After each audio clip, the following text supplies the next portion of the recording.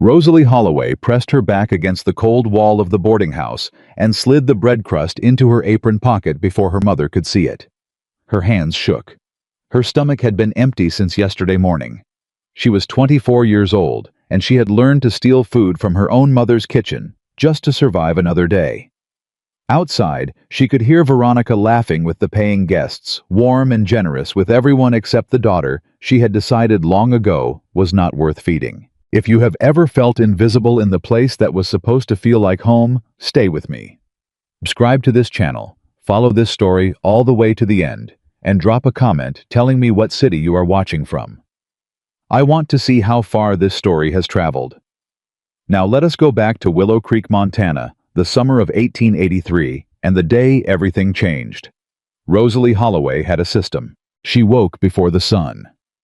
She moved quietly through the dark hallways of her mother's boarding house, feeling her way along the wooden walls, the way a person learns to navigate a place not by sight, but by memory of pain.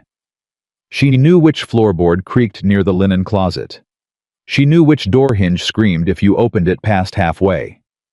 She knew how to exist in a space without being noticed, because being noticed by Veronica Holloway in the early morning hours almost always meant something bad was coming. The system was simple, and it had kept her alive for 24 years.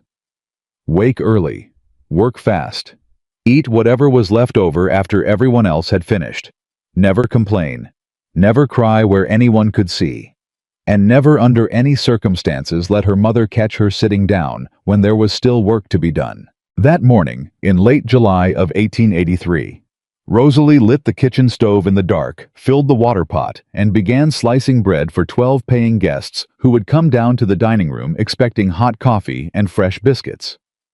She moved with the kind of efficiency that only comes from years of practice and years of fear. Her hands were wide and strong from hauling laundry and scrubbing floors. Her back ached from the cot she slept on in the storage room at the rear of the house. Her dress, dark brown and plain, was 2 sizes too tight across the shoulders and had been mended so many times the original fabric was almost unrecognizable beneath the patches. She was not beautiful in the way that Willow Creek, Montana understood beauty in 1883. She was large-bodied and broad-shouldered. Her face was round and plain, though it carried a kind of quiet dignity that most people never bothered to notice, because they stopped looking the moment they registered her size. Her hair was the dark red-brown of creek mud in autumn, usually pinned back in a hurry, always coming loose by midday. Her hands were too rough for a woman her age. Her eyes, when she allowed herself a moment of stillness, were the deep, patient gray of a sky waiting for rain. Nobody in Willow Creek spent much time looking at Rosalie Holloway's eyes. They were too busy looking at everything else and deciding she was less. Rosalie. Her mother's voice came from the top of the stairs at 6 in the morning, sharp as a slap. Rosalie set the bread knife down carefully. "Yes, ma'am." "Is the coffee on?" "Just starting, ma'am." "Mr. Aldridge is leaving on the 7 o'clock stage. He wants his breakfast before 6:30. Do you understand what that means?" "Yes, ma'am, I understand." "It means you are already behind." "Yes, ma'am." There was a long pause from the top of the stairs. "And Rosalie." "Ma'am." "Do not help yourself to the biscuits before the guests have eaten. I counted them last night." Rosalie's jaw tightened. She said nothing. "Did you hear me?" "I heard you, Mama." The footsteps retreated back down the hallway and a door closed. Rosalie stood alone in the dark kitchen, with the smell of wood smoke beginning to rise from the stove and her stomach folding quietly against itself, the way it always did in the morning, the way it had done for as long as she could remember. She had eaten half a biscuit the evening before. There had been leftover salt pork from supper, but Veronica had wrapped it and set it aside for tomorrow's breakfast before Rosalie could reach it. She had chewed slowly to make the half biscuit feel like more.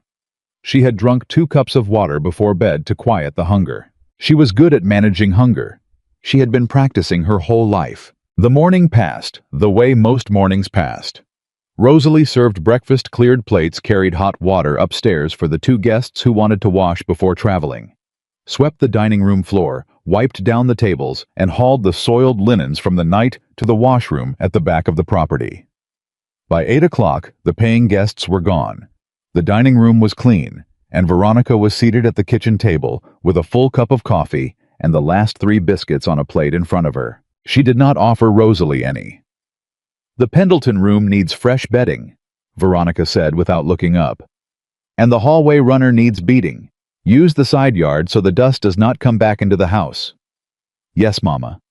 "And tighten the window latch in room 4. Mr. Calloway complained it rattled all night." "I will." "After that, go to Patterson's store and collect the order I placed yesterday. It will be heavy. Do not drop anything." Rosalie nodded. Veronica finally looked up.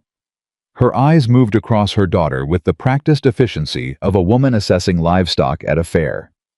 Not cruel exactly, not loving either, simply calculating. "That dress is getting worse," she said. "I know, Mama. It makes you look even larger than you are."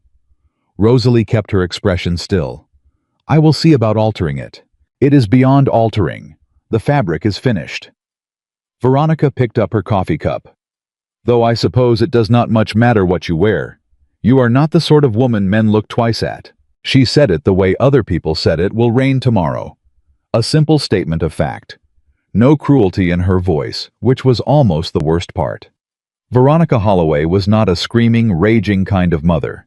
She was a quiet, efficient, utterly certain kind of mother. She had decided long ago what Rosalie was and was not, and she stated those conclusions without drama, without guilt, without hesitation. Rosalie stood in the kitchen doorway. "Is there anything else before I start on the linens?" she asked. "Not now. Go." Rosalie went. She beat the hallway runner in the side yard, under the July sun, with a wooden paddle, until dust rose in clouds around her, and sweat ran down the sides of her face. She changed the bedding in 3 rooms. She fixed the window latch in room 4 using a nail she found in the workroom, hammering it tight and then testing it 4 times to make sure it held. She carried the laundry basket around the back of the building, loaded it with the morning linens, and hefted it onto her hip for the walk to the washroom. The basket was heavy. Her hip protested. She shifted the weight and kept moving. That was the other thing about Rosalie Holloway that nobody seemed to notice. She was strong. Genuinely, practically usefully strong. Not in a way that anyone complimented or valued. The town of Willow Creek simply absorbed her labor, the way dry ground absorbs rain completely, without acknowledgement, without gratitude. She did not think of herself as strong. She thought of herself the way her mother had taught her to think of herself. As a woman with unfortunate size and unfortunate luck and a long list of chores that needed finishing before dark. By 10 o'clock she was on her way to Patterson's general store. Willow Creek was not a large town, but it was a busy one, sitting as it did along the main route between 2 larger settlements in the Montana Territory. The main street had a bank, a livery stable. The Patterson store, a saloon called the Copper Nail. A small church whose congregation was divided between 3 competing opinions about God, and a post office that also served as the telegraph station. There were homes spread out behind and beside the main street, and beyond the last fence line, the land opened up into the vast, dry, golden-brown country that went on until it became something else entirely. Rosalie walked with her eyes down and her pace steady. She had learned early that if she moved with purpose and avoided eye contact, most people simply parted around her the way water moves around a stone. They did not speak to her. They did not need to. She was the Holloway girl. Everyone knew what that meant. Everyone had their own particular version of pity or contempt filed away somewhere ready to be applied if she happened to look up at the wrong moment. She was almost to the store when she heard the voice. Well, look at that. Old Rosalie hauling herself through town again. She recognized the voice before she turned. Darlene Marsh, whose husband ran the livery stable, whose daughters wore store-bought dresses from the catalog, and who had been delivering commentary on Rosalie Holloway's appearance and worth since approximately 1871. Rosalie did not stop walking. She had learned that stopping was worse. Where is she off to? Darlene was speaking to someone beside her. Patterson's, I expect. Veronica sends her out like a pack mule whenever there is something heavy to carry. There was quiet laughter. Rosalie kept moving. Her jaw was tight. Her hand gripped the handle of the empty basket. She breathed in through her nose and out through her mouth and told herself that Darlene Marsh's voice was just wind. It did not mean anything. It could not hurt her. She had been telling herself that for 12 years. It had never quite worked, but she kept trying. Patterson's store was cool and dim after the blinding July sun. Old Thomas Patterson was at the counter sorting mail, and he nodded at her without much expression when she came through the door. He was not unkind. He was simply a man who had long ago stopped seeing her as anything other than a familiar face that came in to collect Veronica's orders. "Your mama's box is in the back," he said. "Flour, salt, lamp oil, coffee. One of the flour sacks broke in transit and I replaced it, but the oil tin is a little dented. Should still seal fine." "Thank you, Mr. Patterson." She collected the box and transferred its contents into the basket, redistributing the weight carefully. The flour sack was heavy. The oil tin was awkward. She positioned them so neither would shift during the walk back. She was almost out the door when Thomas Patterson said almost to himself, "Whitlock's in town." Rosalie paused. She did not know why she paused. The name meant almost nothing to her. Caleb Whitlock was a rancher. He owned property out past the eastern ridge. She had seen him maybe 3 times in her life at a distance. He was not a man who came into town often. He was not a man who interacted with women like her. "Just saw him ride in," Patterson continued. He was still sorting mail, not really speaking to her specifically. "Man does not come to town 3 times in a year normally. Something must have brought him in." Rosalie adjusted the basket on her hip. "Have a good morning, Mr. Patterson." She went back out into the sun. The basket was heavier on the way back. It always was. She shifted it from hip to hip as she walked, stopping once to set it down and roll her shoulders and breathe. The street was busier now, more horses tied at the rail in front of the saloon, a wagon unloading lumber beside the bank. 2 women from the church auxiliary, standing outside the post office, engaged in what looked like a very serious conversation. Rosalie picked up the basket and kept moving. She was almost back to the boarding house when the situation happened. She had turned into the side alley that ran alongside her mother's property. The shortest route to the back door, and the basket was listing badly to one side because the oil tin had shifted and she was trying to correct it with her hip while simultaneously not dropping the flour, and she was not paying attention to the man on horseback who had turned into the same alley from the other end. The horse stopped. The man on the horse looked down at her. Rosalie looked up. Caleb Whitlock was not what she had expected, though she could not have said exactly what she had expected. He was tall, even in the saddle, with dark hair going silver at the temples, and a face that had seen considerable weather and showed every bit of it without apology. His jaw was sharp, and his eyes were dark brown, almost black in the shade of the alley.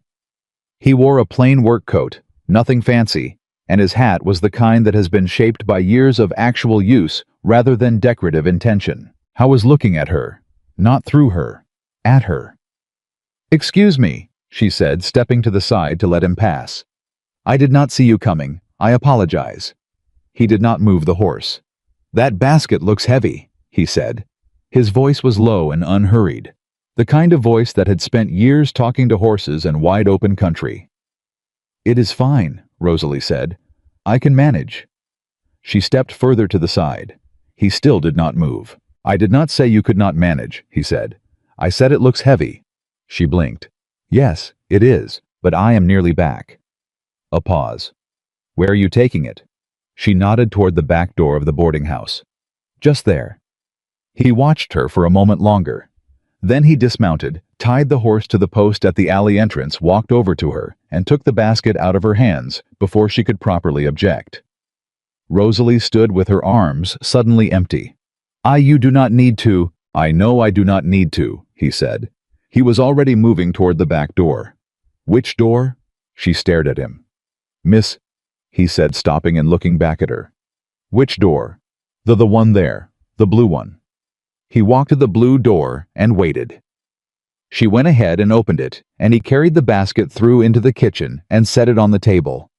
He looked at the contents, looked around the kitchen, briefly looked at her. "You work here?" he asked. Yes, I live here." She felt strange saying it. "My mother owns the boarding house." Something crossed his expression. Your mother. Yes. He looked at the kitchen again. He looked at the small cot visible through the half-open storage room door. He looked at the single plate on the drying rack, the half-eaten biscuit someone had left on the counter, the worn state of everything in the room. He did not say anything about what he was seeing. He simply said, "You all right?" And the question undid her just a little in the private interior place where she kept everything. She was not all right. She had not been all right in a very long time. She was tired and hungry, and her back hurt, and she was 24 years old, and she had never once in her life had a man look at her as though her answer to that question genuinely mattered to him. "I am fine," she said. "Thank you for your help."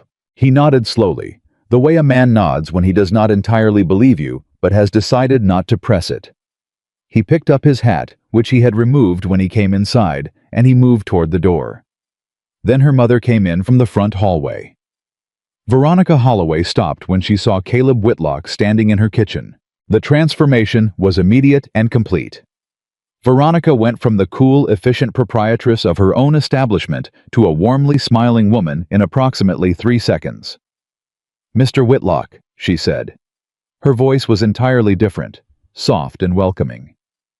"What a surprise! What brings you to my kitchen?" "I helped your daughter with a heavy basket," he said simply. Veronica looked at Rosalie. Rosalie could see the rapid calculation happening behind her mother's eyes, running through the possible implications and advantages of having a wealthy rancher standing in her kitchen. "How very kind," Veronica said.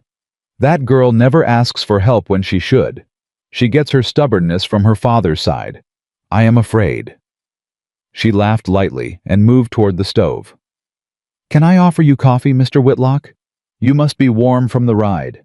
"No, thank you." Veronica's smile held. "Are you looking for rooms? I have the Pendleton available, which has the best view in town. A man of your position deserves—" "I am not looking for rooms," he said. "Supplies, then I can have Rosalie prepare you a package from whatever we have." "I have supplies." A very brief silence. Veronica tilted her head. "What can I do for you then, Mr. Whitlock?" Caleb Whitlock looked at Rosalie. Rosalie felt her whole body go very still. "I have been thinking," he said, and his voice was exactly as unhurried as it had been in the alley, "about the fact that my ranch house has needed a woman's management for 3 years, and I have been putting off doing anything about it because I am not especially good at figuring out these kinds of things." He paused. He looked at Veronica. "I am asking your daughter if she would consider marrying me." The kitchen went absolutely silent. Rosalie heard the blood moving through her own head. Veronica's smile became fixed in a very particular way, the smile of a woman recalculating very quickly. "Well," Veronica said, "that is quite—" "I was asking her," Caleb said quietly. He looked at Rosalie again. "Not you." Rosalie's throat was so tight she could barely draw breath. She had no framework for this moment. Nothing in 24 years of her life had given her tools for understanding what was happening. A man she had met 14 minutes ago in an alley was standing in her mother's kitchen, asking her to marry him, and he was looking at her with those dark, patient eyes, as though her answer was the only thing in the room that mattered. She thought, "He feels sorry for you." He saw the cot. He saw the kitchen. He is a charitable man who has made a terrible decision based on pity. She thought, "Say no. Say thank you, but no. He will regret it." She thought, "Say no." She said, "Why?" Her voice came out smaller than she intended. She pressed forward anyway. "Why me?" Caleb was quiet for a moment. He seemed to be choosing his words with care, the way a man who does not speak easily chooses them when speaking becomes necessary. "Because," he said, "you apologized to me for being in the alley. You were carrying a 40-pound basket in July heat, and you apologized to me." He held her eyes. "A person who apologizes for taking up space has been taught wrong, and I reckon I am tired of watching that lesson get taught in this town." Rosalie's mother made a small, sharp sound that might have been a laugh, or might have been something else. "She has her limitations," Veronica said. "I want you to understand that, Mr. Whitlock. She is not a small woman, and she has not been productive in the way a wife should, perhaps." "Mrs. Holloway," Caleb said without looking at her, without raising his voice. I did not ask for your assessment. The silence that followed was different from the previous silences. It had an edge to it. Rosalie looked at her mother's face and saw something she had not expected. Not anger, not cruelty, something closer to fear. Veronica Holloway was afraid that someone was about to remove her unpaid labor from her house, and the fear was making her reach for every tool she had. She would not make you happy, Veronica said. Her voice had dropped into that cool, certain register. She is lazy underneath the work. She complains. She has never managed a household of any real size. You are offering her something she has not earned, and frankly, Mama. It was the first word Rosalie had spoken above a whisper in 5 minutes. Both Caleb and Veronica turned to look at her. Rosalie could feel her heart hammering. She could feel the years of silence pressing against the backs of her teeth. She breathed.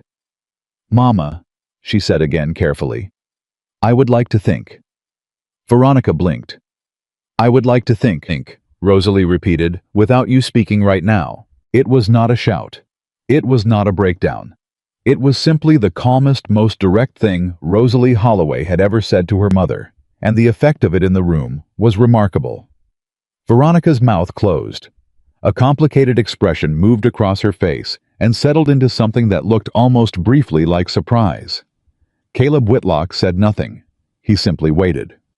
Rosalie looked at him. She looked at the man who had carried her basket without being asked, and who had looked at her cot through a half-open door and asked if she was all right, and who had told her mother without raising his voice that her assessment was not requested.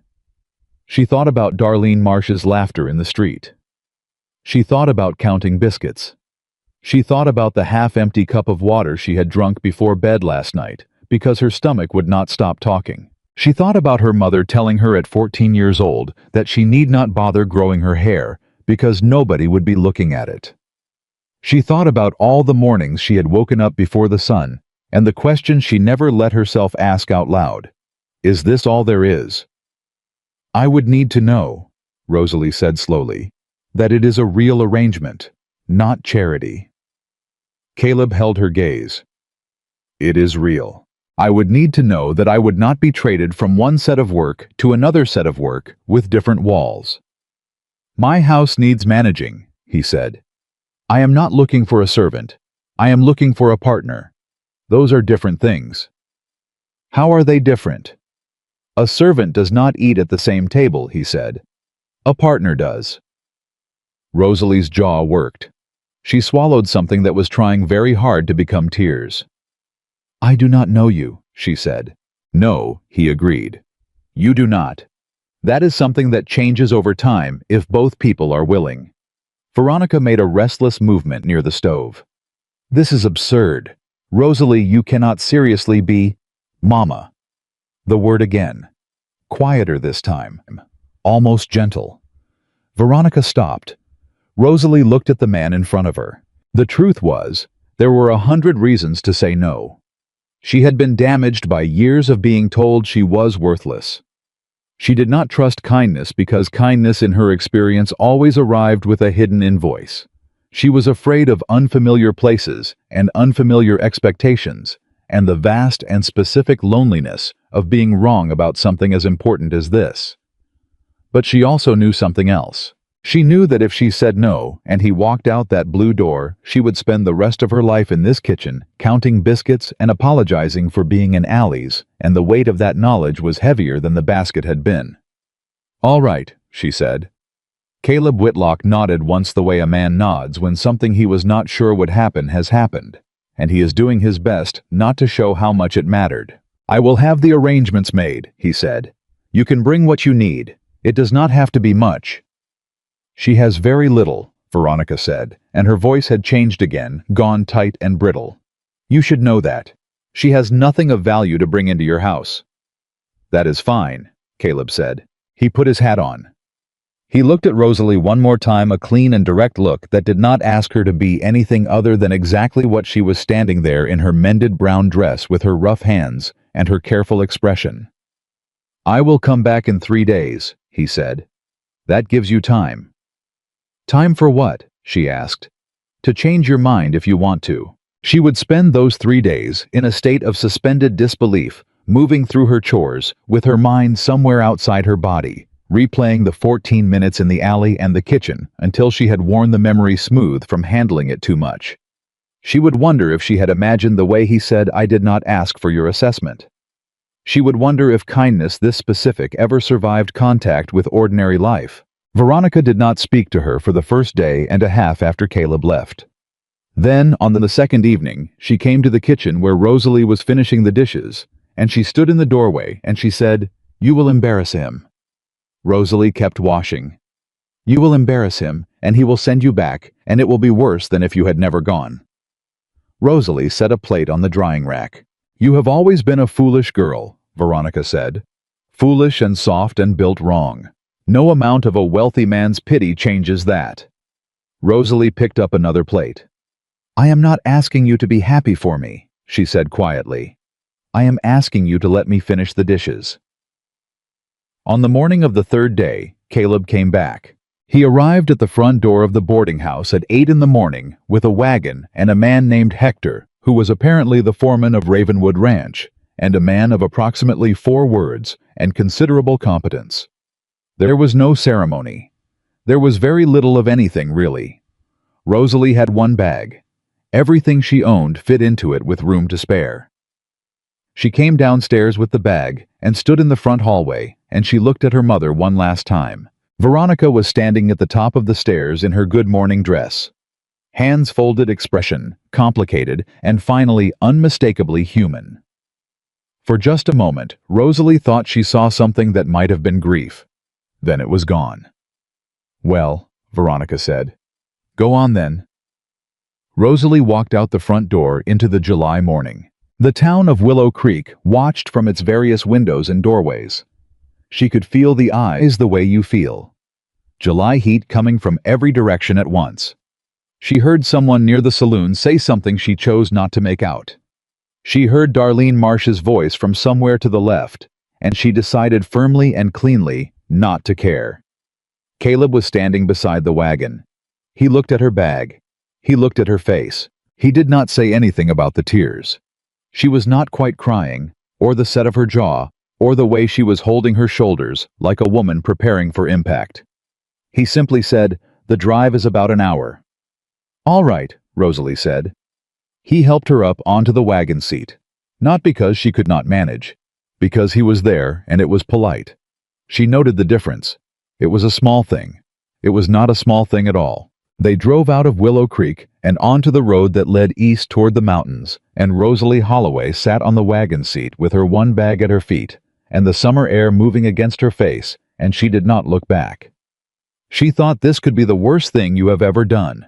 She thought, or it could be the first right thing. The road stretched out ahead of them, long and dry and golden in the morning light, and Caleb Whitlock drove without speaking, which should have been uncomfortable, which was instead somehow the most peaceful silence she had experienced in 24 years of a life spent surrounded by noise that was always about what she was not. For the first time, the silence around her felt like it belonged to her. She held on to that. She held it the way she had held the bread crust in her apron pocket that morning before the world changed, carefully, quietly, with both hands. The mountains grew larger ahead of them. The road kept going. And somewhere in the space between what she had survived and what was waiting, Rosalie Holloway began very carefully and with no certainty whatsoever to breathe. The first thing Rosalie noticed about Ravenwood Ranch was the quiet. Not the quiet of a place where nothing happened, but the quiet of a place where no one was waiting to tell you that you had done something wrong. She sat on the wagon seat as Caleb pulled the horses to a stop in the yard, and she heard wind, and she heard cattle somewhere far off, and she heard a barn door creaking on its hinge, and none of those sounds were directed at her. None of them required anything from her. None of them were going to tell her she was behind. She did not know what to do with that. Hector climbed down from the back of the wagon without ceremony and disappeared toward the barn. Caleb climbed down and came around to her side and offered his hand, the same way he had offered it at the boarding house, without demand, without impatience. She took it. The ground felt different under her feet. She could not have explained why. It was just dirt and dry grass and the same Montana earth she had been walking on her whole life. But it felt different. Maybe because nobody owned this particular patch of it, except a man who had just looked at her mother and said, "I did not ask for your assessment." "The house is yours to manage," Caleb said. "However you see fit." Rosalie looked at him. "However I see fit." "That is what I said." Without being told how. He looked mildly puzzled, the way a man looks when something that seems obvious to him apparently required clarification. "Why would I tell you how I do not know how? That is why I needed someone." She had no answer for that. She picked up her bag and followed him inside. The ranch house was large and plain, and had the particular quality of a space maintained by someone who kept things functional rather than comfortable. Everything was clean. Nothing was warm. There were no curtains on the windows. There was a kitchen table with 4 chairs, only one of which showed regular use. The fireplace in the main room had a good iron grate well made, but the mantel above it was bare. The bookshelves had books on them which surprised her. She had not expected books. She stood in the middle of the main room and turned slowly and looked at all of it. "It needs things," she said. "I expect it does," Caleb said. "Curtains, something on the mantel. A rug in here maybe. The kitchen table is in the wrong position. The light from that window would be better if it was moved 2 feet east." She stopped. She had not meant to say all of that. She was not used to saying what she actually thought about a space. Caleb had his hat in his hands, and he was watching her with an expression that was not impatient, and not amused, and not anything she had a familiar name for. It was simply attentive.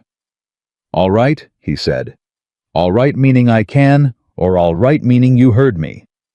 "All right meaning do whatever you think it needs," he said. "There is an account at Patterson's store with my name on it. You can order what is necessary." Rosalie blinked. "You are giving me access to your store account. You are my wife," he said simply. "The ranch needs managing. You cannot manage it without supplies." She waited for the qualification, for the limit, for the version of the sentence that ended with, "But do not spend too much, or I will be checking the receipts, or there are certain things you will need my permission for." No qualification came. Caleb put his hat back on. "I will be out until evening. The cook Maria comes 3 days a week, but she will not be in until Thursday. The pantry has what is there. Help yourself to whatever you want." He said the last sentence the way other people said the sky is blue, as though it did not require any particular emphasis or permission granting, as though it were simply the obvious thing. She watched him walk back toward the door. "Mr. Whitlock?" He stopped. "Do you want me to have supper ready when you come in tonight?" He turned. He seemed to think about it, as though it were a genuine question, deserving a genuine answer, not a performance of consideration, but actual thought. "If you want to," he said. "Not because you have to." Then he was gone. Rosalie stood in the middle of the main room of Ravenwood Ranch House and held very still for approximately 30 seconds, while the full and overwhelming strangeness of her situation settled through her layer by layer, the way cold water moves through warm. Then she went to the pantry. It was stocked, genuinely abundantly stocked. There was flour and cornmeal and coffee and sugar and 3 kinds of dried beans and 2 types of cured meat and a full crock of lard and more salt than she could use in a month. There were canned goods on the 2nd shelf and dried fruit on the 3rd, and a covered pot of something that turned out to be leftover stew from the day before. She stood in front of the open pantry door for a long time. She was not sure she had ever seen this much food in one place that she was allowed to touch without permission. She reached out and picked up an apple from the bowl on the lower shelf. Just picked it up, held it, looked at it. Then she sat down on the kitchen floor right there on the boards, and she ate the entire apple without measuring it against what she deserved, without saving half for later, without looking over her shoulder to see if anyone was counting. It was the best apple she had ever eaten. It was probably a fairly ordinary apple, but it was the first thing she had ever eaten in her life that had not been offered conditionally or taken guiltily, and the difference between that and everything before it was so enormous that she sat on the kitchen floor for a few minutes after she finished eating and did not try to be anything other than a woman who had just eaten an apple and needed a moment. Then she got up and went to work, not out of fear, Not because someone would check, because the house needed things, and she was here, and her hands were capable, and for the first time in her life capable, meant something other than useful to someone else. She moved the kitchen table. She was right, the light was better immediately. She found a box of odds and ends in the storage room, and inside it were 2 old curtain panels, sun-faded but structurally sound, and she hung them in the main room after spending 20 minutes locating the hooks that must have supported previous curtains, proving someone had lived here before, who understood what a home was supposed to feel like. She made supper. Not because she had to. Because she wanted to, which was a distinction she had never previously been allowed to experience. When Caleb came in that evening and stopped in the doorway of the main room and saw the curtains and the moved table visible through the kitchen doorway and smelled whatever was on the stove, his expression did something small and involuntary. Something that he immediately returned to stillness, but she caught it. He sat down at the table. She put food in front of him. Then she sat down across from him. He looked at the place setting in front of her. "You are eating with me," he said. "You said a partner eats at the same table." Something moved through his expression again, that same small involuntary thing. "I did say that." They ate. He did not talk much. She had expected that he was not a man who filled silence with noise. But he was not uncomfortable in it either, and that meant she did not have to be. She ate a full plate of food. She ate it without apologizing for it. She refilled her cup of coffee without asking. These were very small things. They were enormous. The days that followed had a quality Rosalie could not immediately name, and eventually identified as regularity without punishment. She woke when she woke, which was still early because her body did not know how to sleep past sunrise, but no one was waiting at the bottom of the stairs to tell her she was behind. She worked because there was work to be done, and she was someone who worked, but the work had edges. It ended. When it ended, she could stop. She explored the ranch. Not all at once, but in increments, the way a person who has spent years in a small space learns slowly that the larger space is not a trap. She walked the yard.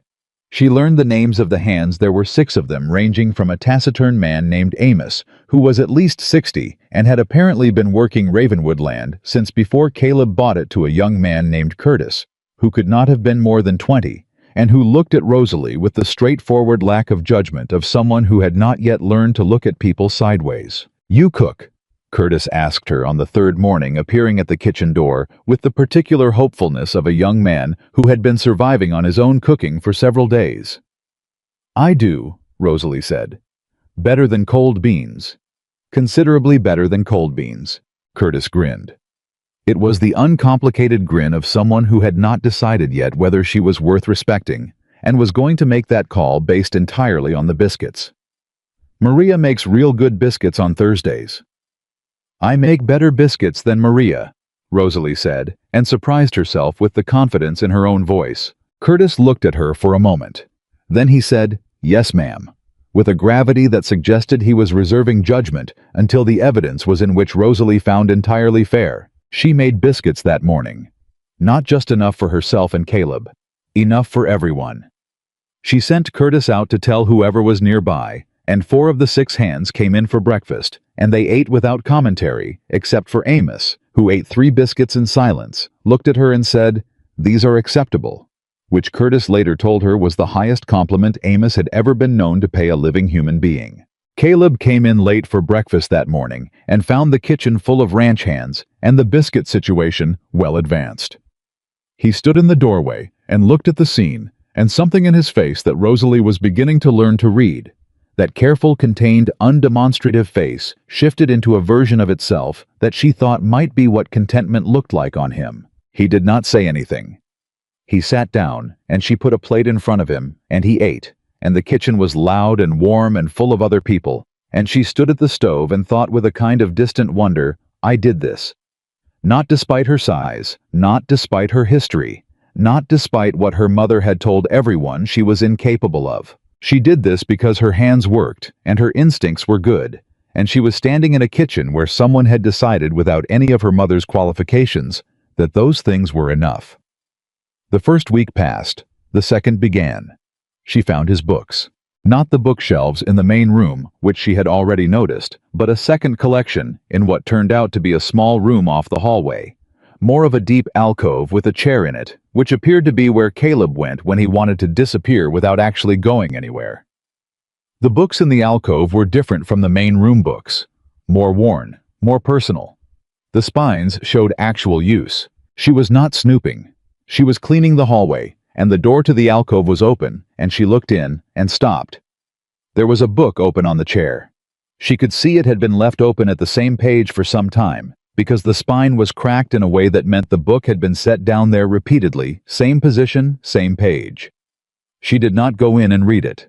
That was not her place yet, and she understood the boundaries of not yet. But she noticed it. That evening at supper she said, "You have a lot of books." Caleb looked up from his plate. "Some." "Do you read often?" "When I can." She waited to see if he would continue. He did not. "What are you reading now?" she asked. He seemed to consider whether this was a genuine question or a polite one. He apparently decided genuine. "History. The Oregon settlement records. Land records, really.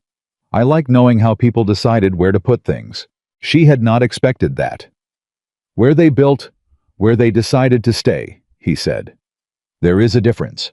People build anywhere. Deciding to stay somewhere is a different kind of decision." She looked at him across the table. "Is that why you stayed at Ravenwood?" she asked.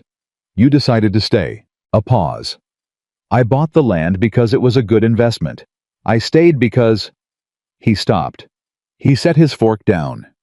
He looked at the window rather than at her, which she had noticed he sometimes did when he was finding words that did not come easily. "Because I stopped being able to think of anywhere I wanted to be more." Rosalie nodded slowly. "I understand that." He looked back at her. "Do you?" "I stayed where I was for similar reasons," she said. "Not because it was where I wanted to be, because I had run out of ideas about where else there might be." He held her gaze for a moment. "And now?"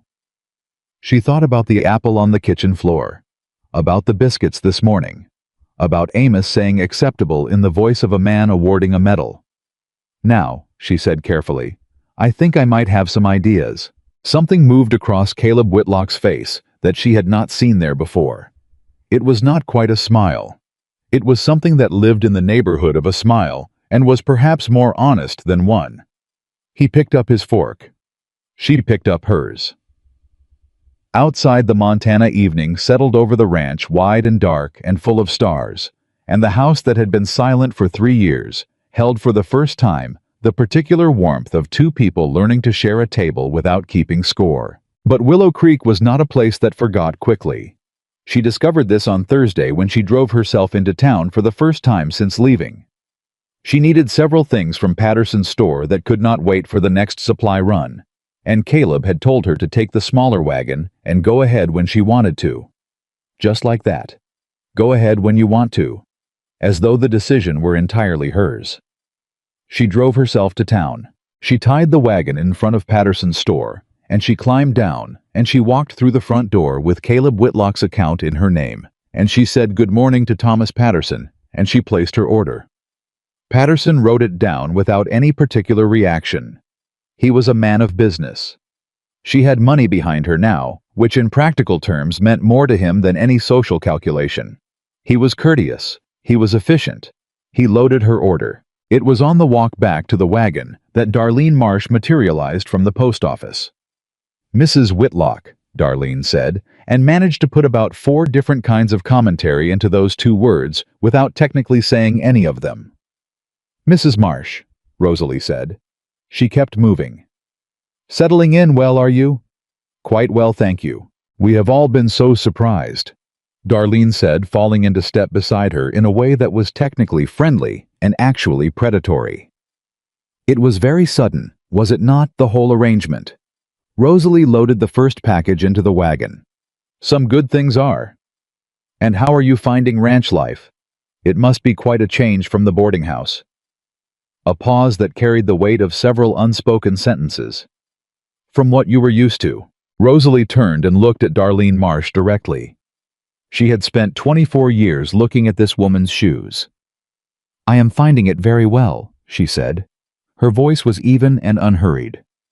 "The pantry is well stocked. The kitchen is large. The table is where I moved it, which is an improvement. Is there something specific you wanted to know?" Darlene blinked. She was not accustomed to Rosalie asking her questions. "I simply wanted to be neighborly," Darlene said with the particular injured dignity of someone whose weaponized niceness has been deflected. "That is kind," Rosalie said. "Good day, Mrs. Marsh." She climbed up onto the wagon seat and drove back toward Ravenwood. Her hands were trembling on the reins. Not from fear. From something larger and more complicated than fear. The particular full-body vibration of a person who has said something true out loud for the first time and is still processing the shock of it. She drove the whole way back shaking and arrived at the ranch yard, feeling like she had survived something which she had, though it was nothing anyone watching from the outside would have identified as dangerous. She unhitched the wagon. She brought the supplies in. She started lunch. When Caleb came in at midday and she told him she had driven herself to Patterson's, he looked at her over his coffee cup and said, "Any trouble?" She thought about Darlene Marsh. "Nothing I could not manage," she said. He nodded the way he nodded when he believed her, but was paying attention anyway. The second week gave way to the third, and it was on a Tuesday morning of the third week when Rosalie was in the yard, hanging washing on the line that Hector had repaired for her the day before, without being asked, and without fanfare, simply repaired it because it needed repairing, and he was a man who fixed things that needed fixing.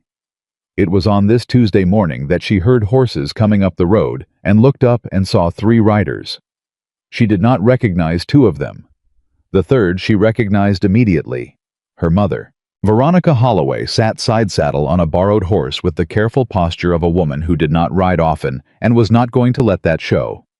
She was wearing her best visiting dress. Her expression was the one she used for purposes of business. Rosalie set down the sheet she was holding. She did not run. She did not retreat toward the house. She stood in the yard with the washing line behind her, and she waited, and something in the waiting itself felt like a statement. The 3 riders pulled up. The 2 men with Veronica were strangers to Rosalie. One was a heavy-set man in a town suit with a leather satchel, which meant lawyer. The other was younger and harder-looking, standing back slightly in a way that said hired muscle or witness or both.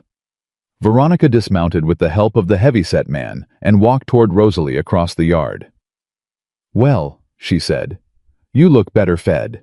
It was the first thing out of her mouth. Not hello, not how are you. The observation about Rosalie's body delivered in Veronica's usual tone of someone noting the weather. Rosalie said, "Good morning, Mama." "I have come on a matter of business," Veronica said. "Is your husband home?" "He is working," Rosalie said. "What business?" Veronica glanced at the lawyer. The lawyer opened his satchel. "It has come to my attention," Veronica said with the careful precision of someone reciting something practiced, "that you left my household under circumstances that may not have been entirely voluntary. That there was a certain pressure applied by Mr. Whitlock that amounts in the view of certain parties to coercion." Rosalie looked at her mother. She looked at her for a long time. "You were there," Rosalie said. "You watched me say yes." Children under duress say many things. I am 24 years old. And without legal counsel, without family present to represent your interests. "You were present," Rosalie said. "You were standing in the kitchen." "Representing my own interests," Veronica said with a flash of something honest beneath the prepared language, "is not the same as representing yours."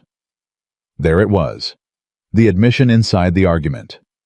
Rosalie had known it all her life, but she had never heard her mother say it out loud before, however sideways. The lawyer stepped forward and produced a document. "Mrs. Whitlock, this is a formal inquiry into the conditions of your marriage arrangement signed by 3 members of the Willow Creek Town Council. We would simply require your husband to appear and answer some questions." "Some questions," Rosalie repeated. "Regarding the circumstances of your departure from your mother's household. Regarding the financial arrangements." Rosalie looked from the lawyer to the harder-looking man and back to her mother. She understood exactly what was happening. Her mother was not here out of concern. Her mother was here because 3 weeks of unpaid labor had walked out the door, and somewhere between pride and profit, profit had eventually won. She was here for money. She was using the language of protection to come for Caleb's money. And underneath the legal document, and the borrowed horse, and the best visiting dress, Veronica Holloway was standing in someone else's yard, trying to take back control of something she had already lost. Rosalie's jaw set. She said, "No." Veronica's expression sharpened. "I beg your pardon." "No," Rosalie said again. "My husband will not be appearing to answer questions. I will not be signing any document. You will not be coming into this house." "Rosalie." "You told me I was worthless," Rosalie said. Her voice was level and clear, and had no performance in it at all. "You counted the biscuits. You told me to eat what was left after everyone else had finished. You put me in a storage room, and called it a bedroom, and told me no man would ever see past what I looked like." She took one step forward. "If you had a concern for my well-being, you had 24 years to demonstrate it. You chose not to. You do not get to use the language of concern now because your labor walked away." The yard was very quiet. Even the horses seemed to be paying attention. Veronica's expression had gone through several rapid changes and had arrived somewhere Rosalie could not quite read. Anger, maybe. Something underneath the anger that was older and harder to name. "You would speak to me this way," Veronica said very quietly. "After everything I provided." "You provided a roof and work," Rosalie said. "That is not the same as a home. You know the difference. I know you do, because if you did not know the difference, you would not have bothered being generous with the paying guests." A muscle moved in Veronica's jaw. The lawyer shifted his satchel. "I would strongly recommend," said a voice from behind Rosalie, "that you take your document and your company back to Willow Creek." Rosalie turned. Caleb had come up from the south field without her hearing him. He was on horseback, which put him above everyone in the yard, and Hector was 2 steps behind him, which made the number of people standing on the Ravenwood side of this conversation 4 to 3. He did not raise his voice. He did not have to. "My wife has given you her answer," Caleb said. He looked at the lawyer with the direct, flat patience of a man who has dealt with more intimidating legal challenges than a document in a leather satchel. "If you have a legitimate complaint, you will file it through the proper court in Helena, and I will have my own lawyer respond accordingly. If you are here on a social call, you are not welcome." He looked at Veronica. "I am sorry for that, but my wife's answer is my answer." Veronica looked from Caleb to Rosalie. For a single unguarded moment, something collapsed in her face. Not grief exactly, not guilt exactly, but something that had lived in the same house as both of them for a long time and had run out of room. Then she gathered herself. She turned to the lawyer. She walked back to her horse. None of them said another word. Rosalie stood in the yard and watched the 3 riders go back down the road toward Willow Creek, smaller and smaller against the morning sky, until they were nothing. She became aware that her hands were completely steady. That surprised her. She had expected to shake. She had expected the old collapse inward that happened whenever her mother's voice reached a particular register. Instead, there was just a clean, complete stillness, the way a room feels after a window has been opened and the stale air has moved out. Caleb dismounted and came to stand beside her. "You heard," she said. "Most of it. I came when Hector told me there were riders coming up the road." She nodded. "You handled it," he said. "I did." A pause. "I was looking at the road where the riders had gone, not at her." "You did not need me," he said. "No," she agreed. "But I am glad you came." He looked at her then. That same careful, attentive look she had been learning to read across 3 weeks of suppers and mornings and a shared table. "So am I," he said. They stood together in the yard as the morning moved around them, and Rosalie felt something shift in the arrangement between them. Something that had been tentative become something else. Something with more weight to it, more permanence. The difference between a structure that is being tested and a structure that has been tested and has held.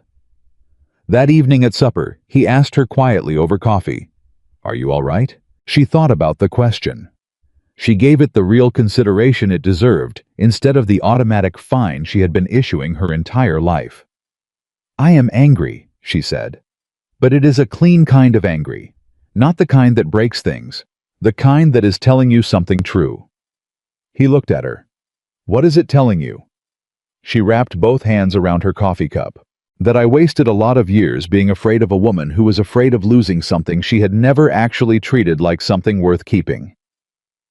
Caleb said nothing for a moment. Then he said, "That is not a waste. That is just the road you had to take to get here." She looked at him across the table. Outside, the wind had picked up and was moving through the grass around the ranch with a sound like rushing water. The curtains she had hung shifted slightly. The kitchen was warm. Her coffee cup was full, and she had not asked permission for the second cup or the third. "Caleb," she said. He looked up. "Thank you," she said. "Not for today specifically. For all of it. The basket in the alley. The apple in the pantry." He looked startled. "The apple? You stocked that pantry fully," she said. "You did not have to do that. A man who wanted cheap labor stocks enough to get by. You stocked it like someone was going to live there." He was quiet for a moment. His thumb moved against the side of his coffee cup. "I suppose," he said carefully, "I wanted whoever came to feel like they were coming home." Rosalie held his gaze. The word home sat between them on the table, like something fragile and new, just placed there, waiting to see if the surface would hold it. She decided it would. "It does," she said softly. "Feel like home." He nodded once. He looked down at his cup, but she saw his expression before he looked away, and she understood that for a man who had spent 3 years in a house full of silence, those 3 words, "it feels like home," were as close to everything as words could come. 3 months into her life, at Ravenwood Ranch, Rosalie Holloway, Rosalie Whitlock, now, though the name still sometimes caught in her throat, like something she had not yet fully swallowed, made a discovery that rearranged everything she thought she understood about the man she had married. It happened on a Wednesday morning, the kind of ordinary Wednesday that gives no warning about what it intends to become. She was in the alcove hallway with a dust rag, doing the careful, respectful kind of cleaning that does not disturb a person's private space, but keeps it from disappearing under neglect, when she heard Caleb's voice from the main room, not directed at her, but low and tense in a way she had never heard from him before. She paused. She was not eavesdropping. She simply stopped moving because something in the quality of his voice reached through the wall and held her still. "You knew when you sold me that land what the eastern boundary was," Caleb was saying. "We shook on it, Garrett. That is not a small thing." A man's voice she did not recognize, looser and more comfortable than Caleb's, answered. "Now, Caleb, boundaries shift. The county surveyor has reassessed that ridgeline, and the new map puts—" "The new map," Caleb said, "did not exist when we made our agreement." "No," the other man said. "But it exists now. And it says that the eastern grazing land you have been running cattle on for 2 years belongs to Garrett Holdings." Silence. Rosalie pressed herself against the hallway wall. She was not afraid. She was very, very still. "How much of it?" Caleb said finally. 400 acres, give or take." Another silence, longer this time. "Give or take," Caleb repeated. "I am sorry, Caleb.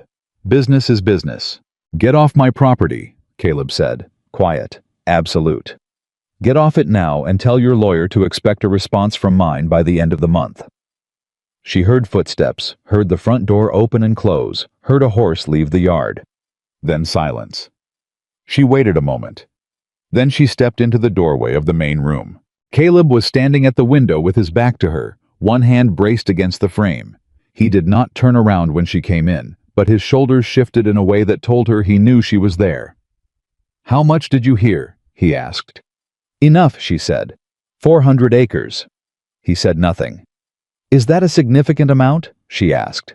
"It is the best grazing land I have. The cattle that run that ridge produce 30% of the ranch's annual income." He paused. "If Garrett files that survey and makes it stick, I will manage. But it will take years to replace what that land produces." Rosalie came fully into the room. She sat down in the chair by the cold fireplace, her chair now the one she had claimed without announcement 3 weeks ago, and which Caleb had subsequently stopped sitting in, as though some mutual understanding had been reached without words. "Tell me about Garrett," she said. He turned from the window. He looked at her. You want to know about the land dispute, he said, and it was not quite a question. I want to know about Garrett, she said. There is a difference. Something in his expression shifted. He came and sat down across from her on the settee that she had recovered with a piece of heavy wool fabric she'd found in the storage room, and that now looked considerably better than it had 3 months ago. Chester Garrett, he said, bought the land south and east of mine 12 years ago. He is a man who built a large operation by being very careful about agreements and then finding ways to reinterpret them. Has he done this before? 3 times that I know of. 2 of the people he did it to left the territory. One of them fought and lost everything in the process. And you. And me, he said. I have better lawyers than the others did, but lawyers cost money and a long court case costs more money, and Garrett has been in this valley longer than I have and has relationships with the county surveyor that I do not have. Rosalie looked at her hands. She turned the information over in her mind, the way she turned problems in the kitchen, finding the edges of them, identifying what was fixed and what could be moved. When did the county survey happen? She asked. According to Garrett, 3 weeks ago. 3 weeks ago, she repeated. While you were in Helena for the cattle registration. He stilled. You were gone for 5 days, she said. The survey happened while you were out of the territory and could not contest the surveyor's access. Caleb looked at her with the expression of a man who has just seen something he should have seen earlier and is recalculating accordingly. That is not a coincidence, Rosalie said. No, he said slowly. No, it is not. That surveyor did not choose that week by accident. Someone told him when you would be gone. The silence in the room changed quality. It went from the silence of a problem being discussed to the silence of a problem being understood. Someone in this county, Caleb said. Someone who knows your schedule, Rosalie said. Who knew exactly when you would be away from the land long enough for a survey to happen without your presence or your objection. He leaned forward, his elbows on his knees, his hands clasped, his dark eyes focused on something past her right shoulder, with the look of a man assembling pieces into a shape. Hector, he said. Is Hector capable of that? She asked. No, he said immediately. Not Hector, but Hector tells the other hands the schedule. And I had one visitor the week before I left for Helena who knew I was going. One visitor who was not a ranch hand. Rosalie waited. Garrett himself, Caleb said. He came by to discuss water rights. Friendly conversation, very ordinary. And you told him you were going to Helena. I may have mentioned it. They looked at each other across the room. He planned it that far in advance, Rosalie said. He is a patient man, Caleb said. That is what makes him dangerous. He does not strike quickly. He waits until the moment costs you the most, and then he moves. Rosalie stood up from the chair. She moved to the window. Not the window he had been standing at, a different one, the one that faced east toward the ridgeline that was currently the subject of the dispute. She looked out at the land without seeing it, thinking instead about patient cruelty and how well she understood the particular damage it did. Her mother had been a patient woman too, the kind who never struck quickly, who waited until you were most vulnerable and then said something devastating in a calm, reasonable voice that made the devastation feel like your own fault for being fragile enough to feel it. You need 2 things, she said. He looked at her. You need to find out who else that surveyor spoke to before he accessed the ridge. And you need someone in Willow Creek who can tell you what Garrett has been saying around town this past month. I have a lawyer, Caleb said. Your lawyer is in Helena, she said. I am talking about someone in town who hears things, who is present for conversations, who people talk freely around because they underestimate what she takes in. He studied her. You are talking about yourself. I go to Patterson's twice a week, she said. I am in that store for 20 minutes each time. Darlene Marsh has appointed herself my social monitor, and therefore spends a great deal of time near me at every opportunity. The women at the church auxiliary meet on Thursday mornings, and 3 of their husbands work for businesses that have dealings with Garrett Holdings. She met his eyes. Nobody in Willow Creek thinks I am paying attention. They never have. I have been invisible in that town for 24 years. That is a significant advantage if we choose to use it. Caleb Whitlock looked at his wife. He was quiet for a moment that stretched long enough to make her wonder if she had overstepped, if she had moved beyond the edges of what their arrangement was supposed to include. Then he said, "Tell me what you need." She told him. The following Thursday, Rosalie drove herself into Willow Creek with a shopping list and a purpose that had nothing to do with the items on it. She arrived at Patterson's store at the usual time, greeted Thomas Patterson with the usual pleasantness, and began moving through the store collecting her items at exactly her usual pace. She listened. She had always been good at listening. It was one of the skills her mother had accidentally cultivated in her by making silence the safest position. Darlene Marsh arrived as expected within 7 minutes. "Mrs. Whitlock, shopping day." "It is indeed," Rosalie said. "I hear there has been some trouble out at Ravenwood," Darlene said with the careful casualness of someone who has been waiting to deploy a piece of information. Rosalie picked up a tin of coffee. She turned it in her hands without hurrying. "Has there?" "Chester Garrett was in town Monday," Darlene said. "He was at the bank for quite a while. Then he was at the county office." "Busy man," Rosalie said. "I was talking to Judge Abernathy at the Copper Nail Tuesday evening. I heard the name Whitlock mentioned." Rosalie set the coffee tin in her basket. She turned to look at Darlene Marsh with the direct level gaze she had been practicing since the day in the yard with her mother. "Mrs. Marsh," she said, "you have never been particularly kind to me, but you are an observant woman, and you are telling me this for a reason. What is the reason?" Darlene blinked. She had not expected that either. Rosalie was discovering that saying the direct thing to people who expected her to remain indirect was extraordinarily effective. "Chester Garrett," Darlene said, and her voice had dropped a register, "has been quietly buying out small landholders in this valley for 8 years. My husband's cousin had 40 acres east of the creek that he lost in a boundary dispute 4 years ago. The surveyor involved was a man named Purcell." She paused. "Purcell was in Willow Creek last month." Rosalie went very still. "The same surveyor," she said. "The same surveyor," Darlene said. "And if your husband is looking for evidence that Garrett has done this before, and that Purcell is his instrument, my husband's cousin still has the original paperwork from his case, including the survey date, which was also, as it happens, during a week when he was away from his land." Rosalie looked at Darlene Marsh. 20 years of sidewalk commentary and second-hand cruelty, and a woman who had apparently been watching Chester Garrett with her own particular attentiveness and waiting for someone she could hand the information to. People were not simple. She was continually discovering this. Rosalie said. "Do not thank me," Darlene said briskly. "Just make sure your husband wins. Garrett has been getting too comfortable in this valley for too long."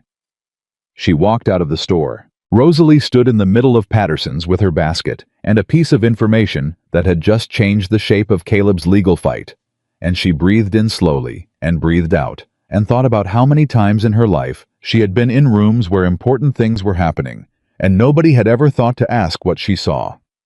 She drove back to Ravenwood fast. She found Caleb in the barn with Hector, and she went straight through the barn door and said, "Purcell is Garrett's instrument. He has done this at least once before to a landholder named Hector. What is your family name of the man east of the creek who lost 40 acres 4 years ago?"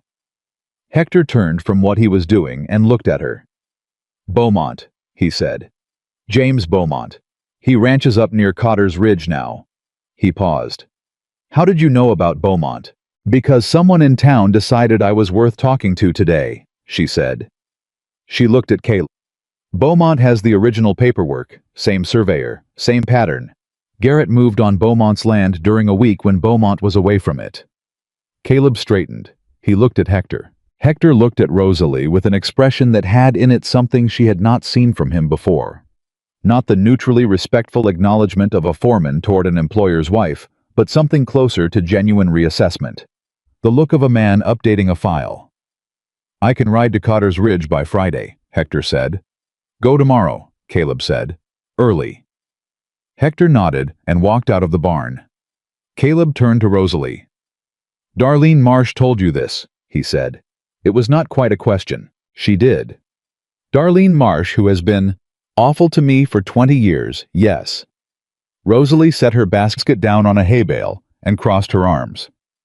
She was also watching Garrett and waiting for an opportunity. People are more complicated than the worst thing they have done.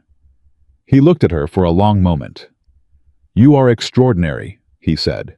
The word landed on her like unexpected warmth, direct and clean, and without condition. She felt her face do something involuntary.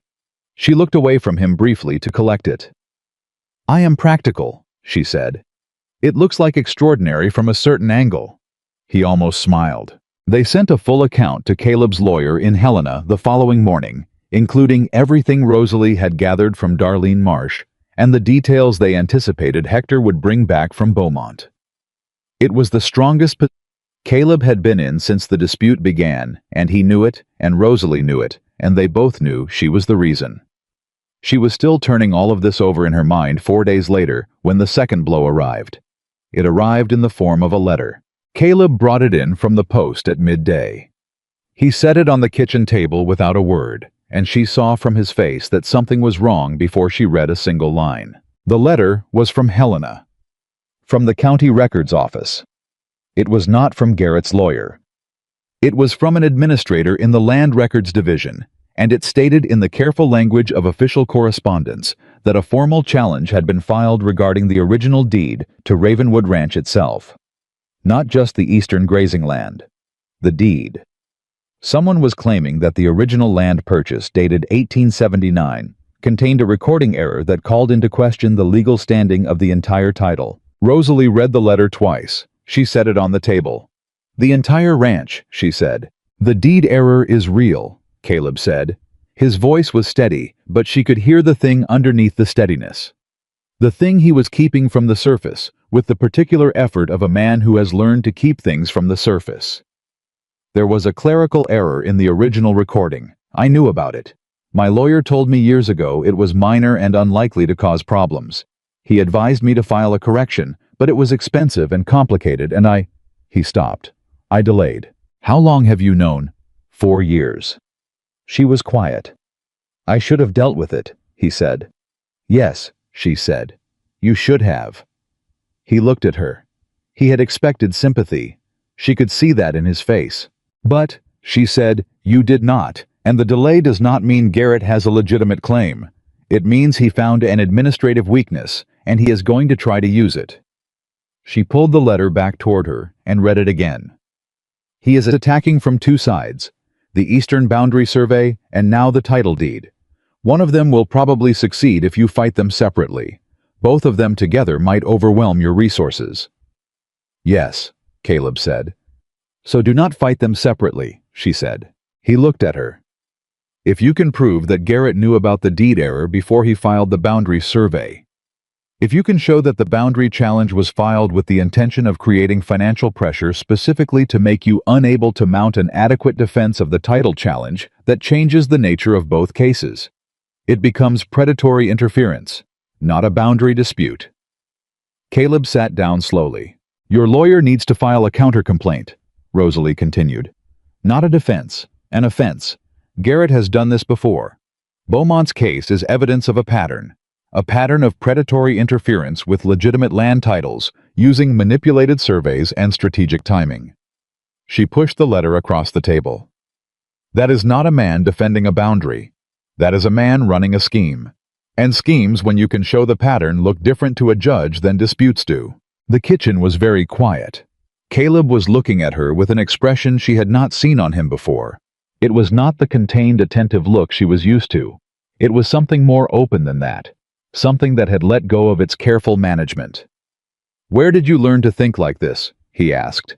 "From a woman who controlled everything around her through strategic management of information and resources," Rosalie said. "My mother was not kind, but she was very good at understanding how power worked. I watched her do it for 24 years. She met his eyes.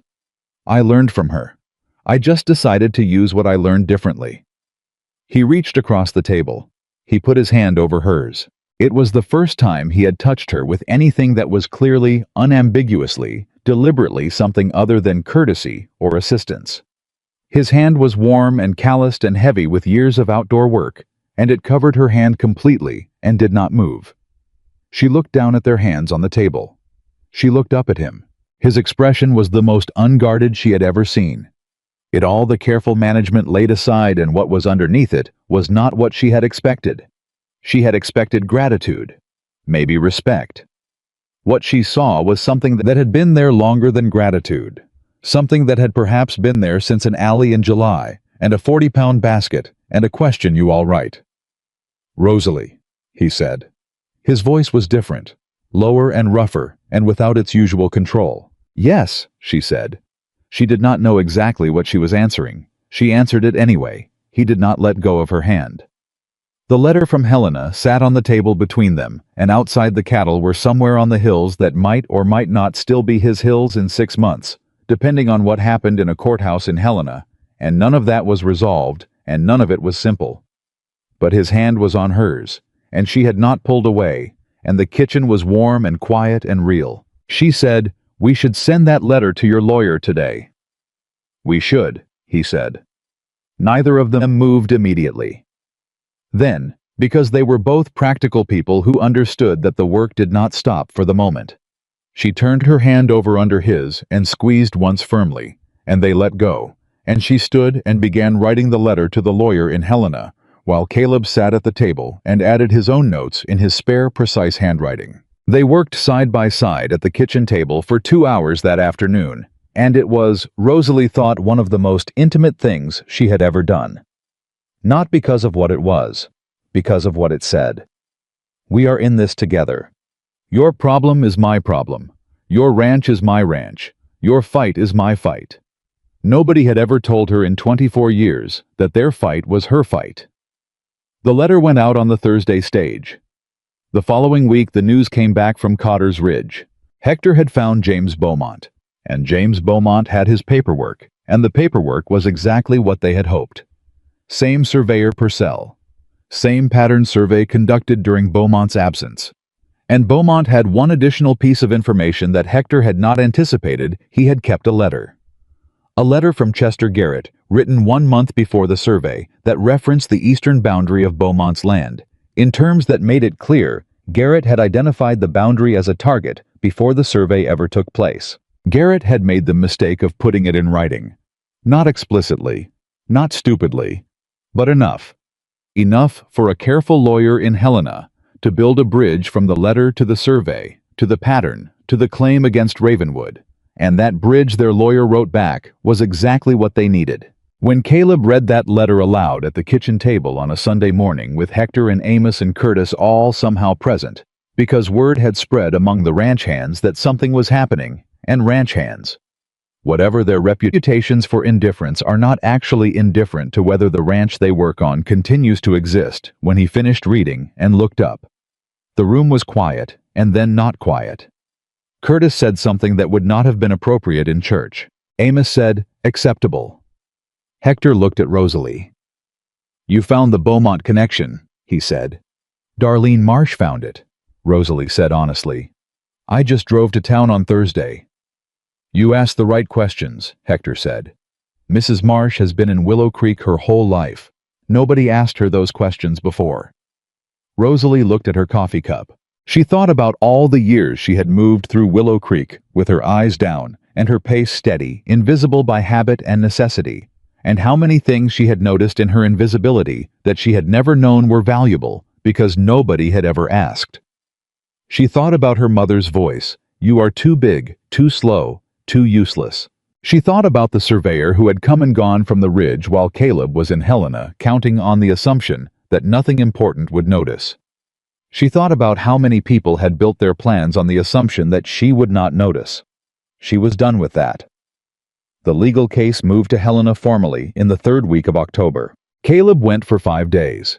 He asked Rosalie if she wanted to come.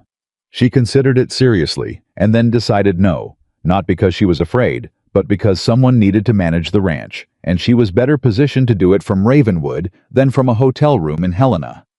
She sent him with detailed notes for the lawyer, 3 specific questions she wanted answered in the proceedings, and 2 jars of preserved peaches that she had made from the Ravenwood tree, because he had mentioned once quietly and without apparent significance that his mother had grown peaches. He had looked at the jars for a moment when she put them in his bag. He had not said anything. He had not needed to. He was gone for 5 days. In his absence, the ranch ran. The hands worked. The cattle were fed. The accounts were maintained. Rosalie managed all of it with the methodical competence of a woman who had been running a household since she was 14, and when problems arose, a fence line that needed emergency repair after a steer pushed through a dispute between Curtis and one of the other hands over a missing piece of equipment, she handled them with a directness that left no room for doubt about who was in charge. On the 4th day, a rider came from Willow Creek. The rider was a young man she did not know, carrying a message from Darlene Marsh of all people, which said Garrett in town yesterday. Angry. Talking about the case. His lawyer was with him. Overheard him say the pattern evidence changes everything. He is looking for a way to settle. I thought you should know. Rosalie read the note. She read it twice. Then she sat down at the kitchen table, the table she had moved on her first day at Ravenwood because the light was better, and she wrote a short response to Darlene Marsh that said, "Thank you. I will remember this, and I will not forget how to return a favor." She sealed it and sent it back with the rider. Then she went to the stove and started dinner, because there was always dinner to start, and work that did not stop because legal cases were moving in distant cities, and she was a woman made of work, always had been. Except that now the work was hers, and the kitchen was hers, and the table was in the right position, and the pantry was full, and she had chosen to be here. Caleb came home on the 5th day. He came in the front door at dusk, with the look of a man who has spent 5 days in rooms full of words and legal paper, and is profoundly relieved to be back somewhere that smells like dinner and has curtains on the windows. He set his bag down. He looked at the main room. He looked at the kitchen doorway where she was standing. "Garrett's lawyer contacted ours on day 4, he said. They want to discuss settlement terms." Rosalie let out a long, steady breath. "On our terms?" she asked. "Our terms," he said.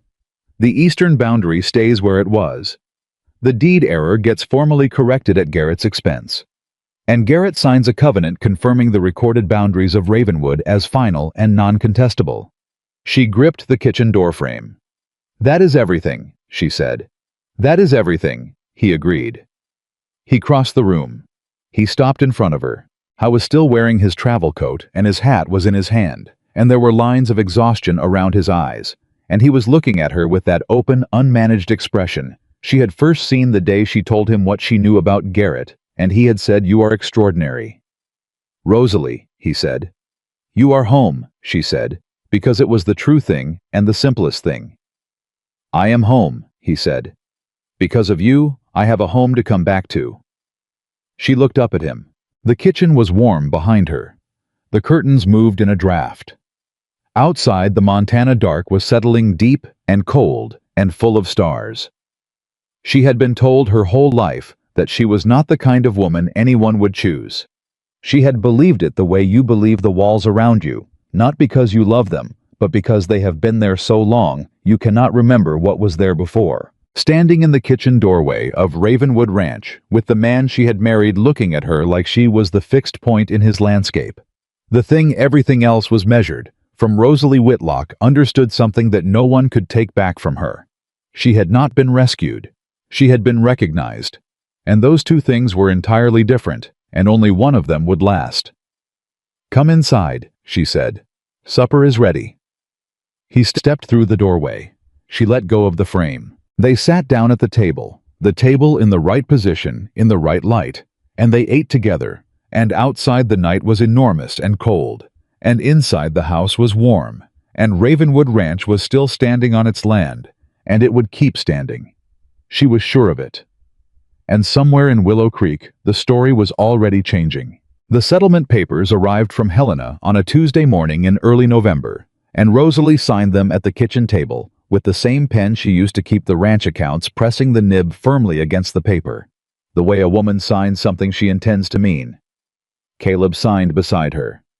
Their signatures sat next to each other on the page, and she looked at them for a moment before the lawyer's man folded the document and put it back in his satchel. 2 names, same line, same page. She had not expected that to feel like anything in particular. It felt like everything.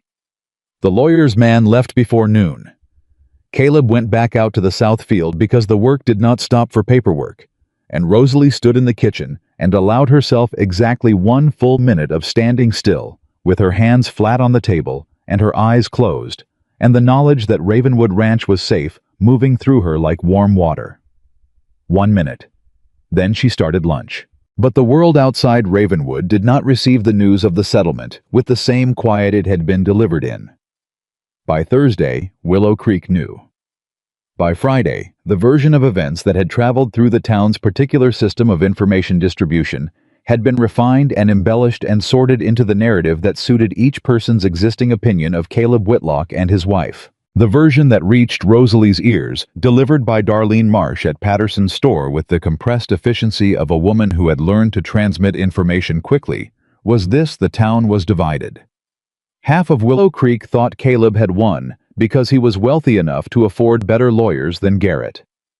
The other half, and this was the half that interested Darlene, had heard enough of the actual story to understand that the win had depended on the Beaumont connection, and that the Beaumont connection had come from Rosalie. "People are talking about you differently," Darlene said.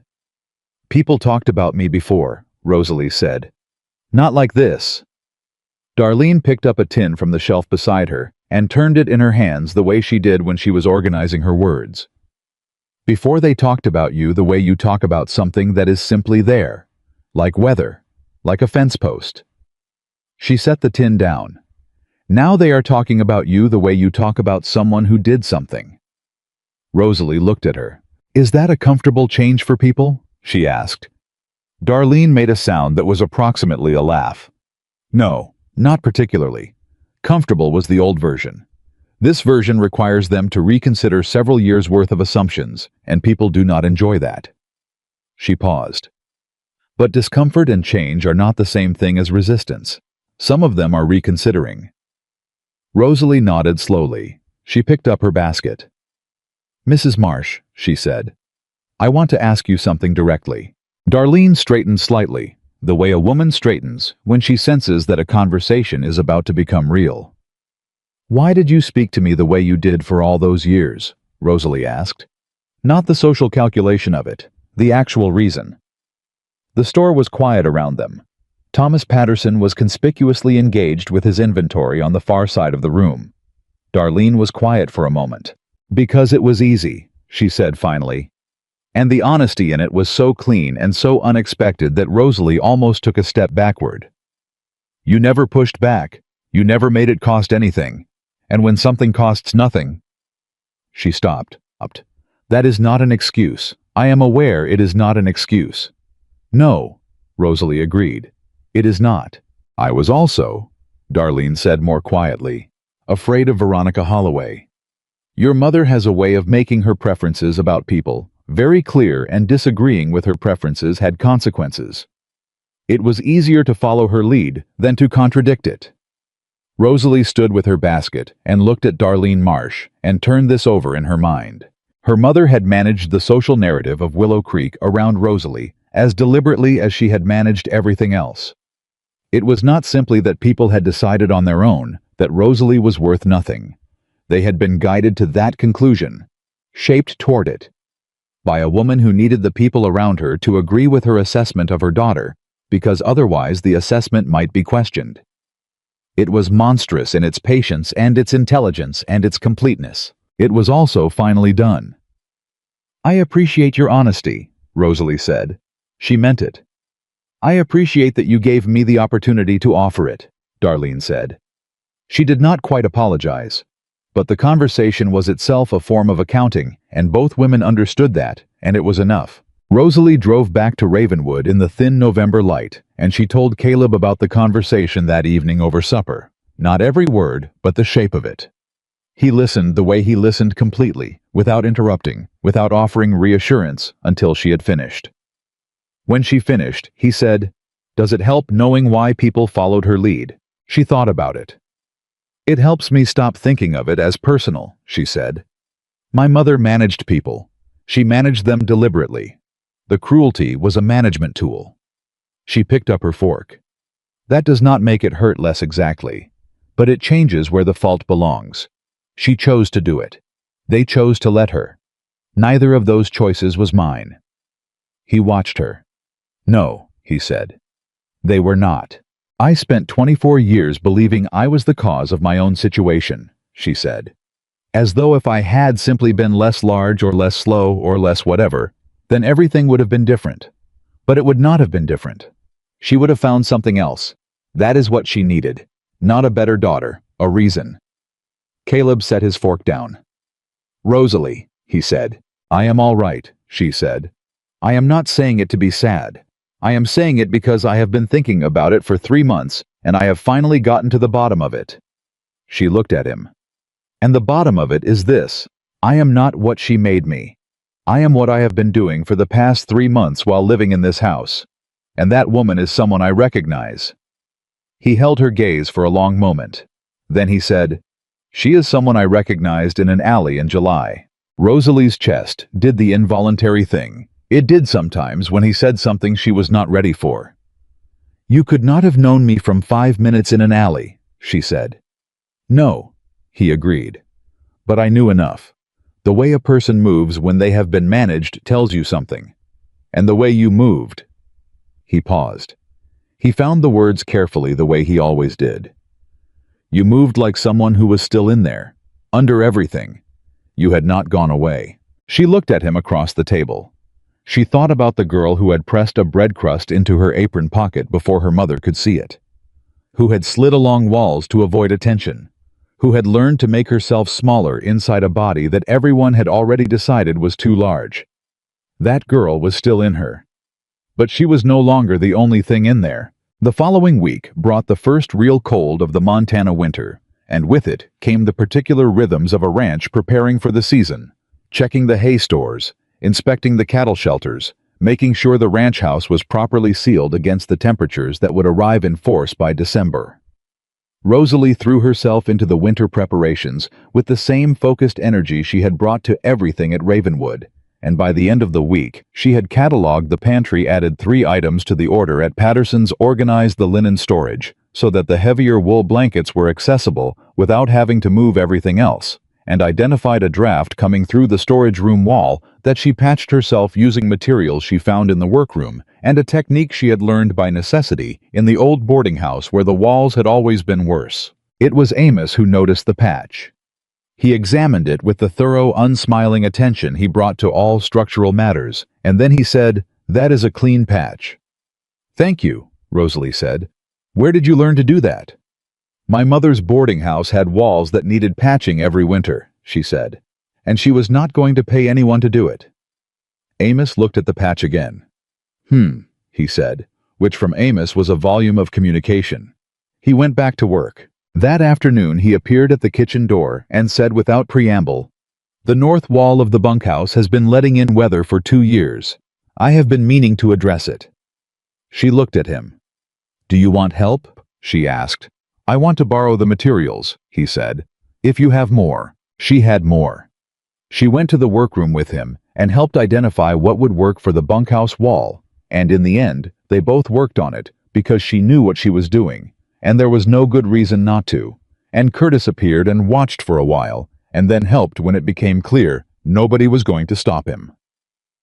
By the time Caleb came in from the fields, the north wall of the bunkhouse was sealed for winter, and Rosalie was standing in the yard talking to Amos and Curtis about whether the south-facing wall of the hay barn was showing similar wear. Caleb stopped. He stood at the edge of the yard, and he looked at the scene, and she watched his face do the involuntary thing, the small, unguarded movement that he could not always contain. "What?" she said. "Nothing," he said. "I am just looking." "At the wall." "At this." He gestured a small economical gesture that somehow contained the whole yard, the 3 of them, the bunkhouse, the work done. She looked at it too. "It needed doing," she said. "Everything needs doing," he said. "The difference is whether it gets done." Curtis said more or less to himself, "Last winter that bunkhouse was cold enough to freeze a man's—" He stopped. He looked at Rosalie. "Fingers," he concluded with an admirable save. Rosalie kept her expression serious. "Then we addressed it at the right time." Amos made the sound that served as his version of laughter. The November days shortened, and the cold settled in with the particular commitment of Montana winter, and Ravenwood Ranch contracted inward, the way a living thing contracts against cold, pulling all its activity closer to its center. The hands were in and out of the main house. More often the kitchen became the gathering place it had been since the first biscuits, and the long evenings had a quality that Rosalie had not experienced before. Not the quality of a place that was enduring the winter, but of a place that had gathered itself for it. She read in the evenings now. Caleb had given her access to his bookshelves without ceremony, simply said one evening that she was welcome to anything on the shelves, and she had started with the history books because they were what she knew he valued, and she wanted to understand what he found in them. She discovered as she worked through them that what she found in them was similar to what she imagined he did, the way decisions got made, the way people chose where to put things, where to stay, what to build. The pattern of human judgment under circumstances that could not be controlled. One evening she looked up from a book about the early settlement of the Montana Territory and said, "I want to do something." Caleb was at the desk with the accounts, which was where he was most evenings now. He looked up. "There are families in this valley who need help this winter," she said. "Not charity exactly. Work exchange. We have surplus from the summer stores that will not all be used before spring. The Henley family on the North Road has 3 small children, and their roof needs repair before December. The Vasquez family east of town, Maria has told me the father injured his back in September, and they have not had a full income since." Caleb set his pen down. "You have been thinking about this for a while," he said. "Since Maria told me about the Vasquez family 3 weeks ago," she said. "I have been figuring out what we can spare without putting ourselves short. And we can spare enough." She told him the numbers. She had done the accounting herself carefully twice, and she laid it out for him with the same precision she brought to the ranch accounts. How much hay? How much preserved food? What the roof repair would cost in materials versus labor if the hands helped on a weekend when the cattle work allowed. He listened to all of it. Then he said, "Do it." Without more discussion. "You have already done the discussion," he said. "With yourself for 3 weeks until the numbers were right. That is more discussion than most decisions get." He picked up his pen. "Do it." She sat with the book closed in her lap, and she looked at him at the desk, and she thought about the version of herself that had stood in the kitchen of the Willow Creek boarding house all those years, asking permission to eat, permission to sit, permission to exist with a full stomach. She thought, "Look at this. Look at what is different." She began organizing the help before the end of the week. It started simply a load of hay delivered to the Henley farm, a portion of preserved goods sent through Maria to the Vasquez family. Word passed through the network of ranch wives and church auxiliary members that Ravenwood had some surplus to share and no requirement attached. No ledger, no debt, no condition. The response surprised her, not in the receiving. She had expected people to need help and to accept it when it had no condition attached. What surprised her was the ripple outward. 2 of the women from the church auxiliary showed up at Ravenwood on a Saturday with food of their own to contribute to the distribution, having heard what was happening and wanting to add to it. James Beaumont rode in from Cotter's Ridge to say that he had heard about the surplus sharing, and that he had firewood he could contribute to the Henley family since he was closer to them geographically. Hector organized the ranch hands to spend half a Sunday on the Henley roof, and did it without being specifically asked because he had figured out what was happening and thought it was worth his time. It became without Rosalie specifically intending it something larger than she had planned. And Willow Creek noticed. The town noticed in the particular way that small communities notice things that do not fit their existing categories with a kind of confused attention, like a dog that has heard a sound it cannot identify and is trying to work out whether it requires a response. The woman they had spent years categorizing as Veronica Holloway's overburdened daughter was running a distribution effort out of Ravenwood Ranch. The woman they had watched carry laundry in July heat without anyone offering to help was now organizing help for families across the valley. People did not know what to do with that. Some of them decided to participate. Others decided to watch. A few decided with the committed stubbornness of people whose worldview has been inconvenienced to find a problem with it. The problem they settled on arrived at Ravenwood in the form of a visit from Reverend Marcus Dale of the Willow Creek Church, who appeared one Wednesday afternoon with the slightly anxious energy of a man who has been sent by a committee and knows it. Rosalie met him at the door. "Mrs. Whitlock," he said with the practiced warmth of a man in the business of warmth. "I wondered if I might have a word." "Of course," she said. "Come in." She gave him coffee. She sat across from him at the kitchen table. She waited. "There has been some discussion," Reverend Dale said, "in certain circles about the distribution effort you have been organizing." "Has there?" Rosalie said. "The concern," he said, choosing his words with the care of a man navigating a conversation he did not fully want to be having, "is one of precedent. The church has traditionally been the organizing body for charitable works in the valley. When private individuals begin organizing on their own. The families who received help last week did not receive it from the church," Rosalie said, "because the church had not offered it." He shifted in his chair. "The church has a process. The Henley roof was failing in October," Rosalie said. "Their youngest child is not yet 2 years old. The process." She stopped. She moderated her tone. Not because she was afraid of him. Because the goal was not to defeat him, but to get past him. "Reverend Dale, I have no interest in competing with the church's charitable work. If the church wants to absorb what I am doing into a larger, more organized effort, I would welcome that conversation. What I will not do is stop while the conversation is happening, because winter is not waiting." He looked at her over his coffee cup. "You are not what I expected," he said. And it was so clearly an unconsidered statement, something that had escaped before he could evaluate it, that she almost smiled. "No," she said pleasantly. "I gather that is a common experience." He left an hour later, having agreed somewhat to his own apparent surprise, to bring the church auxiliary formally into the distribution effort in a way that combined the church's community reach with Ravenwood's surplus contributions. It was, Rosalie thought, driving him back to the road in her mind, a better outcome than she had initially planned for. She had planned to do this quietly and locally. A formal partnership with the church's charitable network expanded the reach considerably. She told Caleb about it that evening. He looked at her for a moment. "You turned a church complaint into a partnership," he said. "He was not there to complain," she said. "He was there because someone sent him to slow things down. I simply redirected the conversation before it became a confrontation." "How?" "I offered him something more useful than an argument," she said. "A man like Dale does not want to be the person who stopped charitable work during winter. He wants to be the person who expanded it." She shrugged. "So I made that available to him." Caleb was quiet for a moment. He was looking at her with that expression she had come to think of as his real one. The face without management. The one that meant he was not performing composure, but actually feeling it. "I have been running this ranch for 6 years," he said, "and I have not managed to build a single alliance in Willow Creek that was not primarily transactional." "That is because you walked into rooms as yourself," Rosalie said. "Which is a large, wealthy, taciturn rancher who makes people nervous. I walk into rooms as someone they underestimate. Those are very different starting positions."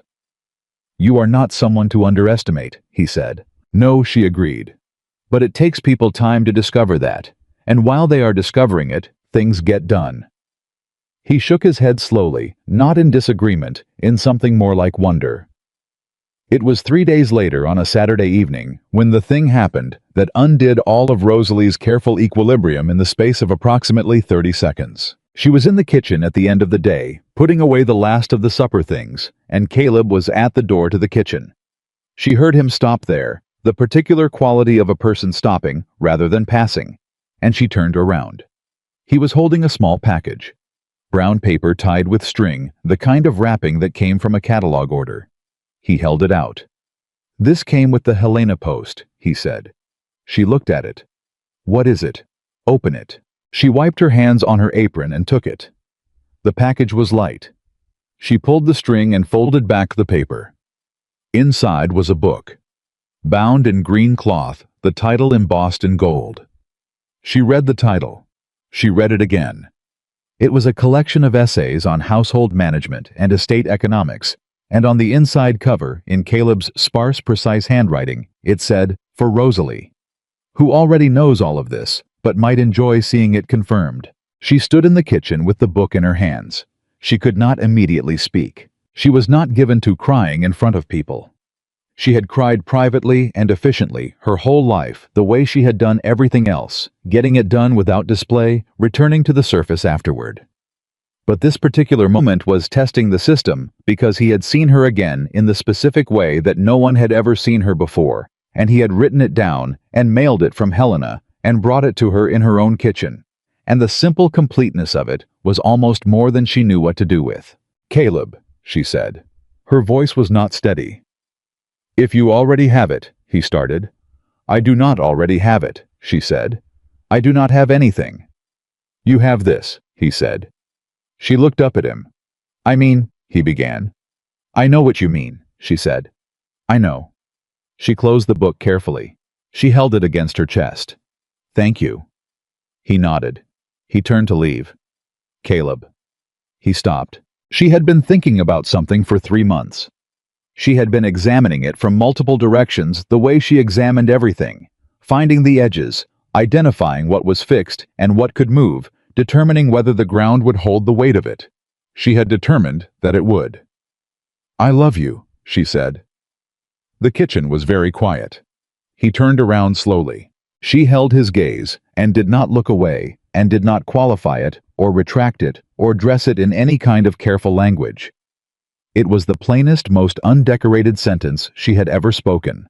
It had no apology in it. It asked for nothing. It was simply what was true. He crossed the kitchen. He stopped in front of her very close, and he looked at her face the way he had looked at her in the alley in July, except that nothing was being assessed. Now, nothing was being measured.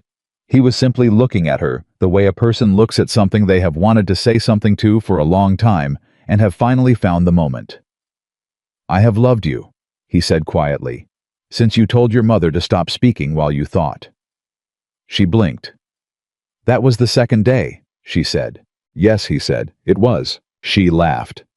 The laugh surprised her. It came from somewhere genuine and unguarded without warning. And then he smiled, and it was the first time she had seen him smile fully openly, without the careful management, and it rearranged his whole face into something that looked like the person he had been before. Whatever had taken everyone from him. And she understood that she was looking at something rare, and that it was directed at her, and that she was going to do everything she could for the rest of her life to be worthy of it. He put his hand against her face, just his palm warm and calloused and gentle. She leaned into it. The book was still held against her chest. Outside, the Montana winter pressed against the walls of Ravenwood Ranch House with everything it had, and inside the kitchen was warm and lit, and theirs fully and completely theirs. And Rosalie Whitlock stood in the middle of it with her husband's hand against her face, and the simple, crushing, beautiful weight of being loved correctly for the first time in her life, settling through her like light through a window she had not known was there. She was not the girl from the boarding house. She was not the woman people had pitied or dismissed or organized their social calculations around. She was Rosalie Whitlock of Ravenwood Ranch, and she was loved, and she was home, and every single thing she had survived had brought her to this exact kitchen on this exact evening, and she would not have changed a step of the road if changing it meant arriving somewhere else. "Come sit with me," she said. He came. They sat together by the fire as the winter moved around their house, and the valley outside was dark and cold and enormous, and inside was everything. The winter of 1883 was the coldest Montana had seen in 11 years, and Ravenwood Ranch held through every day of it. Rosalie knew this, not because anyone told her, but because she watched it happen day by day, decision by decision, meal by meal. The way a person watches something they built stay standing through weather and understands for the first time what building actually means. The hay stores held. The cattle losses were lower than any neighboring ranch reported that season. The bunkhouse wall that she and Amos had patched in November did not let in a single draft through February. The families the Ravenwood surplus had reached in November were still standing in March, and 2 of them sent word in late January that they had surplus of their own, now smoked meat from a winter hunt, extra firewood from a felled tree, and wanted to know if there was somewhere to send it. There was. Rosalie knew exactly where to send it. The network that had started as a single load of hay to the Henley farm had by February become something that 11 families across the valley were participating in, and that Reverend Dale had taken to describing in his Sunday sermons as a community effort. He was proud to be part of, which was, Rosalie thought privately, a reasonably graceful way for a man to take credit for something he had initially arrived to slow down. She did not correct him. The credit was not the point. The hay was the point. The firewood was the point. The 2-year-old Henley child making it through winter was the point. Caleb watched all of it with the quiet attention that was simply how he existed in the world. And one evening in February, when the snow was deep and the fire in the main room was the only warm thing between them and the Montana cold, he said, "You have changed this valley." She looked up from her book. "I have organized some surplus." "No," he said. He was looking at her steadily. "You have changed the way people in this valley think about who is worth helping and who has value and what a person can become when the conditions are right." He paused. "That is not surplus distribution. That is something else." She held his gaze. "I only did what needed doing," she said. "Every important thing ever done," Caleb said, "was done by someone who only did what needed doing." She did not have an answer for that. She looked back at her book. She did not read a single word of it for the next 10 minutes because she was thinking about what he had said and what it meant to be seen so completely and so consistently by another person that eventually you started to see yourself the way they did. It was the most disorienting and the most healing thing she had ever experienced. March came and the snow began its long retreat, and the valley started breathing again. And with the thaw came the particular restlessness of people who had been inside too long and wanted something to happen. What happened was this: on the second Saturday of March, without any particular planning or announcement, 6 women showed up at Ravenwood Ranch at the same time. They arrived separately from different directions within 20 minutes of each other. 3 of them were wives of ranch hands from neighboring properties. One was James Beaumont's wife, Eleanor, who had ridden from Cotter's Ridge specifically. One was the youngest of the church auxiliary women, a quiet and observant person named Judith Crane, whose husband ran the lumber business in Willow Creek. And the last one was Darlene Marsh. Rosalie opened the door to the first arrival, a woman named Pearl Nakamura, whose husband ran cattle on the property north of Ravenwood, and found Pearl holding a covered dish and wearing the expression of someone who has made a decision they intend to follow through on. "I wanted to come in December," Pearl said. "I kept finding reasons not to." "Come in," Rosalie said. By the time Eleanor Beaumont arrived, the kitchen had 5 women in it and was considerably warmer and louder than it had been at breakfast. And by the time Darlene Marsh came through the door and stopped in the kitchen doorway and took in the scene, the coffee was on its second pot, and someone had found the sugar, and Judith Crane was telling a story about Reverend Dale's expression when he realized the distribution network was going to be named after Ravenwood rather than the church, and everyone was laughing. Darlene stood in the doorway. Rosalie looked at her from across the kitchen. "There is coffee," Rosalie said. Darlene came in and sat down. Nobody made anything of it. That was perhaps the most remarkable thing. Nobody in that kitchen made anything of the fact that Darlene Marsh, who had spent 2 decades providing social commentary on Rosalie Holloway's inadequacies, was now sitting at Rosalie Whitlock's kitchen table, drinking her coffee. They simply absorbed her into the conversation the way water absorbs things completely and without announcement. It was Pearl Nakamura who finally said what had apparently brought all of them out on a March Saturday. "There are 3 women in this valley," Pearl said, "whose situations are similar to what yours was." The kitchen went quieter. Rosalie set her cup down. "Tell me," she said. Pearl told her. One woman was in a situation with a husband rather than a mother, but the mechanics of it, the control of food, the restriction of movement, the systematic dismantling of self-worth were the same.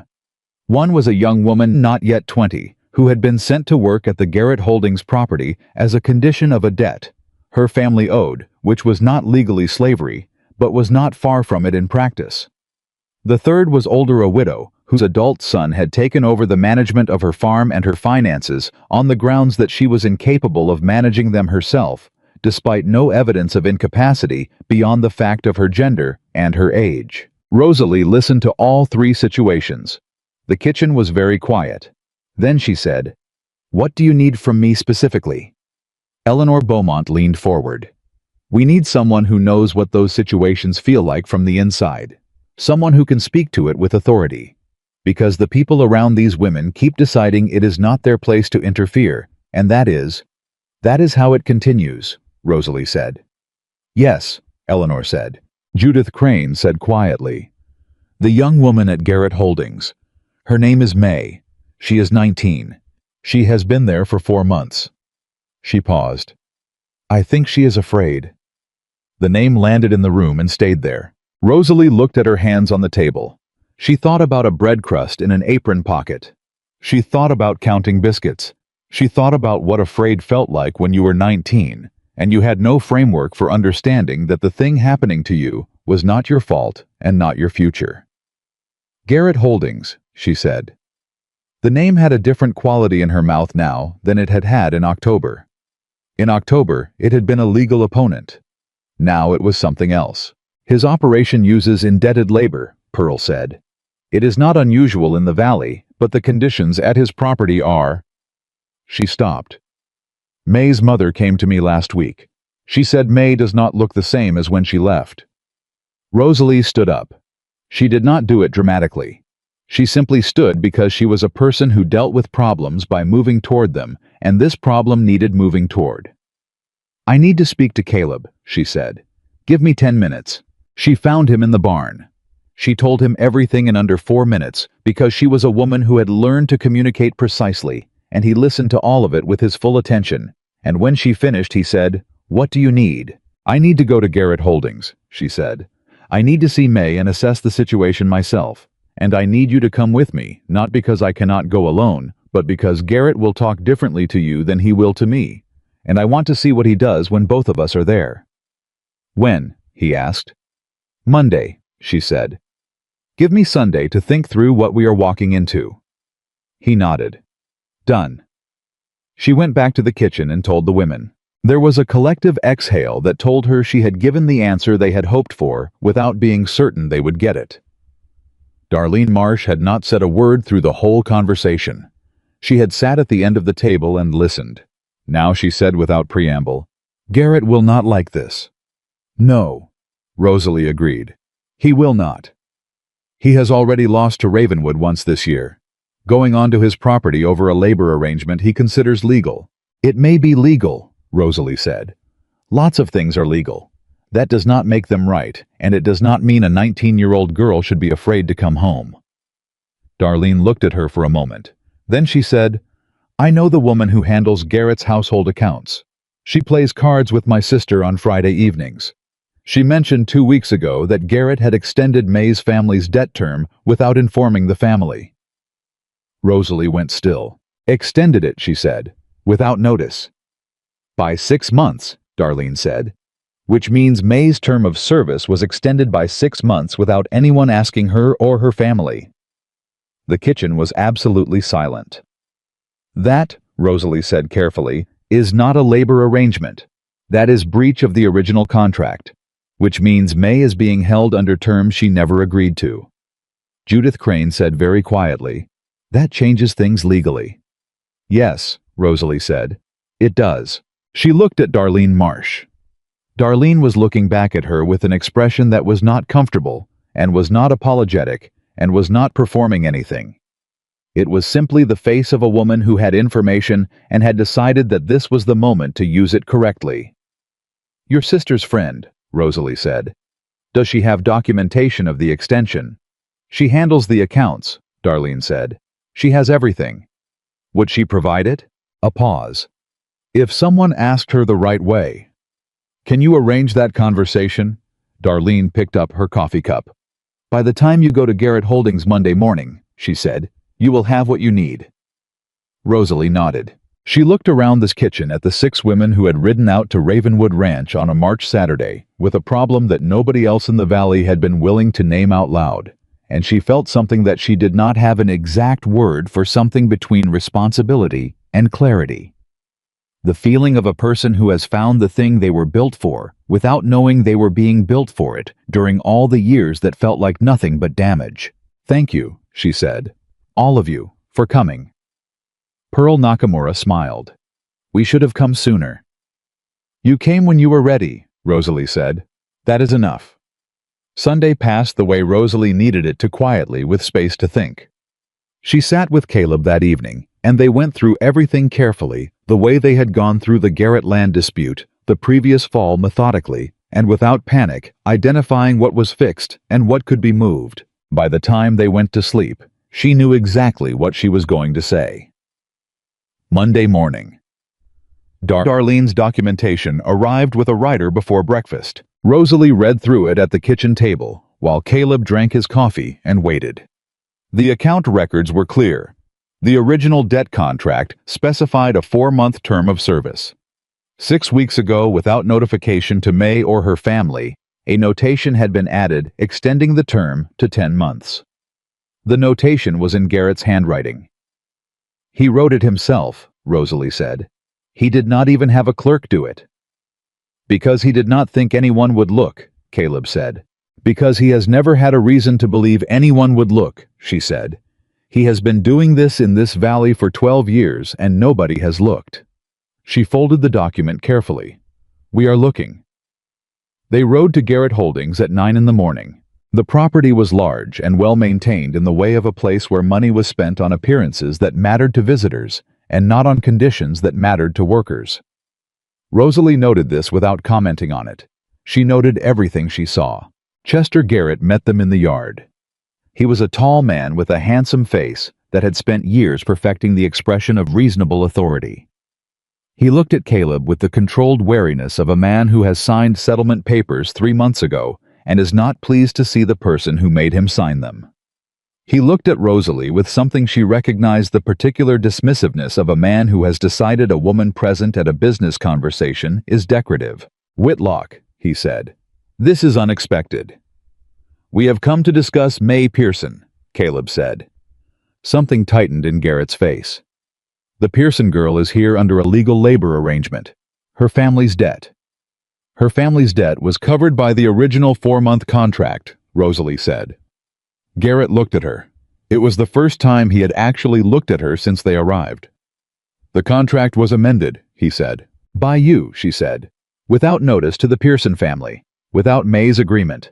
6 weeks ago, you added 6 months to her term of service in your own handwriting, in your own account records."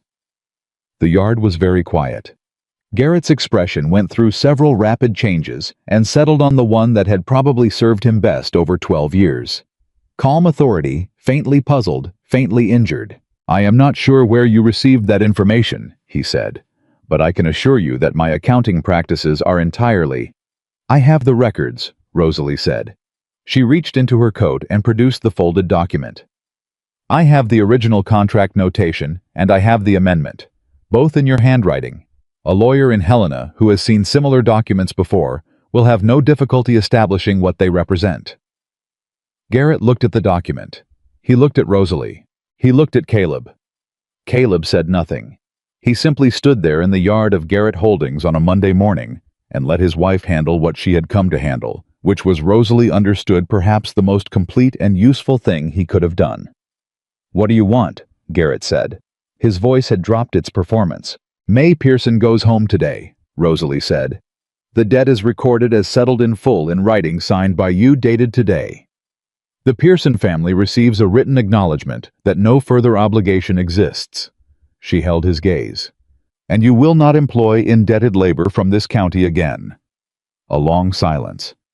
"And if I refuse," Garrett said, "then my husband's lawyer files a complaint in Helena using these records," Rosalie said, "and the 3 other families whose debt contracts you amended without notification will be invited to add their documentation to the complaint, and the county surveyor named Purcell will be asked to explain his relationship with your operation to a judge, and James Beaumont will add his paperwork, and the whole accumulated weight of 12 years of this will land in a courthouse."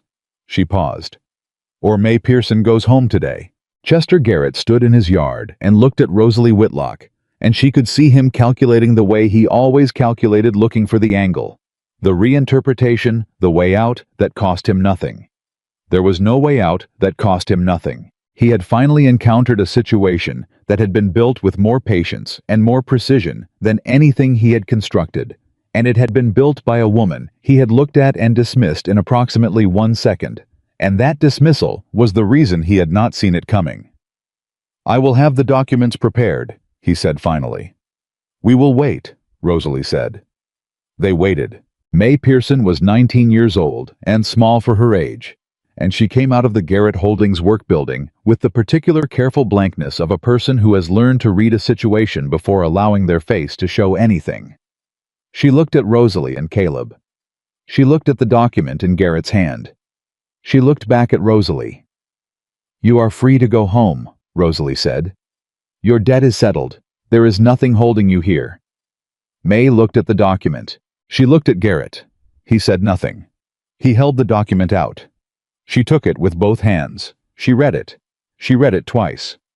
And then something in her face that had been held very carefully in place for 4 months simply let go, and she pressed both hands against her mouth, and Rosalie stepped forward and put a hand on her back and said quietly, "You are all right. You can go home now." May Pearson rode back to her family that afternoon. Rosalie and Caleb rode back to Ravenwood.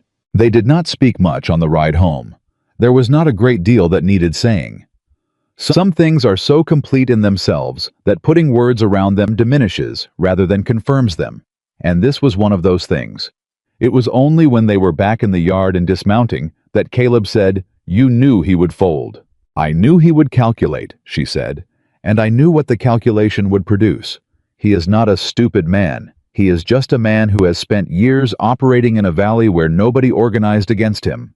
The moment you present the full picture." She handed her reins to Curtis, who had materialized from the barn with the attentiveness of someone who had been watching for their return. "He folds." "Because the picture is too complete," Caleb said. "Because the picture was built by people he underestimated," she said. "Which is the same thing." Curtis took the horses. She walked into the house. The spring that followed was the best Ravenwood Ranch had ever produced, and Caleb said so at the table in April in his sparse, accurate way, going through the numbers and noting that the winter cattle losses were down by 1/3 from the previous year, and the spring foals were stronger, and the eastern grazing land. Their eastern grazing land, bounded and sealed and recorded correctly, in Helena was producing exactly what it was supposed to produce. Rosalie listened to the numbers and felt a satisfaction that was clean and solid and entirely different from the satisfaction of surviving. This was the satisfaction of building. She was learning to tell the difference. The survival satisfaction was a relief, the absence of the feared thing. The building satisfaction was a presence, the actual existence of the made thing. She was building things now.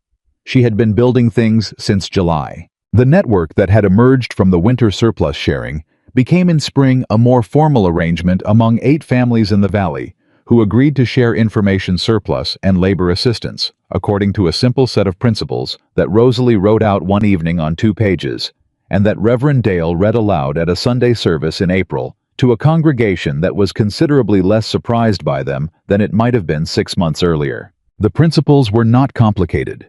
They said no family in this valley should lose their land or their people to manufactured debt or manipulated boundaries. They said the knowledge one person holds is worth more when it is shared than when it is kept.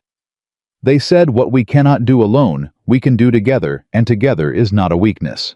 Judith Crane copied them out in her careful handwriting and sent them to 3 other communities she knew of in the territory, who were dealing with similar pressures from expanding operations that used legal instruments the way Garrett had used them as weapons dressed in paperwork. Rosalie did not know this until Judith told her in May. "You sent them on," Rosalie said. "They were worth sending," Judith said simply. The spring gathering at Ravenwood, which was not a planned event, but which happened anyway, the way things happen when a place has established itself as somewhere people are welcome, brought 14 women and 6 men to the yard on a Saturday in late April, more people than had ever gathered at the ranch for anything other than a cattle drive. Caleb stood at the edge of the yard and watched it, and Rosalie came to stand beside him because she knew his edges, and she knew when he was processing something large. "You thought you were building a ranch," she said. "I was," he said. "You built more than a ranch." He looked at her. "We built more than a ranch." She leaned into his arm just slightly, the way she had been learning to lean into things that would hold her. "Caleb," she said. "Yeah." "Are you happy?" The question sat in the spring air between them. He was quiet for a moment. Not the quiet of a man who did not know the answer. The quiet of a man who had not been asked that question in so long that he was locating it carefully, making sure he had it right before he answered. "Yes," he said, "I am." He looked at the yard full of people at the ranch that was still standing on its land at his wife beside him. "I did not expect to be. I had stopped expecting it." A pause. "You brought it back." She did not say anything. She just stayed beside him. In June, Veronica Holloway came to Ravenwood for the second time. This time, she came alone. She came on a Wednesday morning without a lawyer, or a hired man, or a prepared argument. She tied her horse at the front post, and she knocked on the front door, and when Rosalie opened it, Veronica Holloway looked smaller than she had ever looked before. Not physically. Something else. As though some structural element that had kept her upright had been quietly removed, and she was finding other ways to stand. "May I come in?" Veronica asked. Rosalie looked at her mother. She had thought about this moment, not planned for it, not expected it, but the mind goes where it goes. In the long quiet of winter evenings, and she had considered what she would feel if this moment ever arrived. She had discovered in the considering that she did not have the anger she had expected. The anger had done its work and burned clean, and what was left was something more like a cleared field. Empty of the old growth, waiting to see what would grow next. "Yes," Rosalie said. "Come in." She brought Veronica to the kitchen. She made coffee. She sat across from her mother at the table in the right position, in the right light, and she waited. Veronica wrapped both hands around her cup. She was looking at the table. She was not performing anything which was so unfamiliar that it was itself remarkable. "I have been," Veronica said, thinking. "All right," Rosalie said. "People talk about you differently now." Veronica's voice was careful. "In town, the way they talk about you is different." She paused. "I have been hearing it all winter. The distribution network, the Garrett situation, the Pearson girl." She looked up. "They say your name the way they say the names of people who matter." Rosalie said nothing. "I want to tell you," Veronica said, and her voice changed, lost its last layer of performance, and became something raw and factual and terrible in its simplicity, "that I knew you were more than I said you were. I knew it when you were small. I knew it every time I told you otherwise." The kitchen was absolutely silent. "I was afraid," Veronica said, "of what it meant if you were capable and strong and worth something, because if you were those things, then I had no excuse for the way I treated you. It was easier to make you small than to be the kind of woman who could raise someone larger than herself." Rosalie sat with this. She sat with the full, complete, devastating honesty of it. Not a performance, not a strategy. Her mother telling the truth finally about the specific mechanics of how she had dismantled her own daughter for 24 years. Not because she had not known what she was doing, because she had. The cruelty had not been ignorance, it had been cowardice. Rosalie breathed in slowly. She breathed out. "I know," she said. Veronica looked at her. "I have known for a while," Rosalie said, "that it was not about me, that it was about what I represented to you." She held her mother's eyes. "That does not make it hurt less, but it means the story I told myself for 24 years, that I was actually worthless, that there was something genuinely wrong with me. That story was never true. And knowing it was never true is—" She stopped. She found the word. "It is the most important thing I have ever learned." Veronica's jaw worked. Her hands tightened around the cup. "I cannot undo it," she said. "No," Rosalie agreed. "You cannot."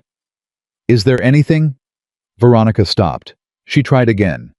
"Is there anything that could be—" "I do not know yet. Rosalie said honestly. I am not going to tell you yes to make this easier for you.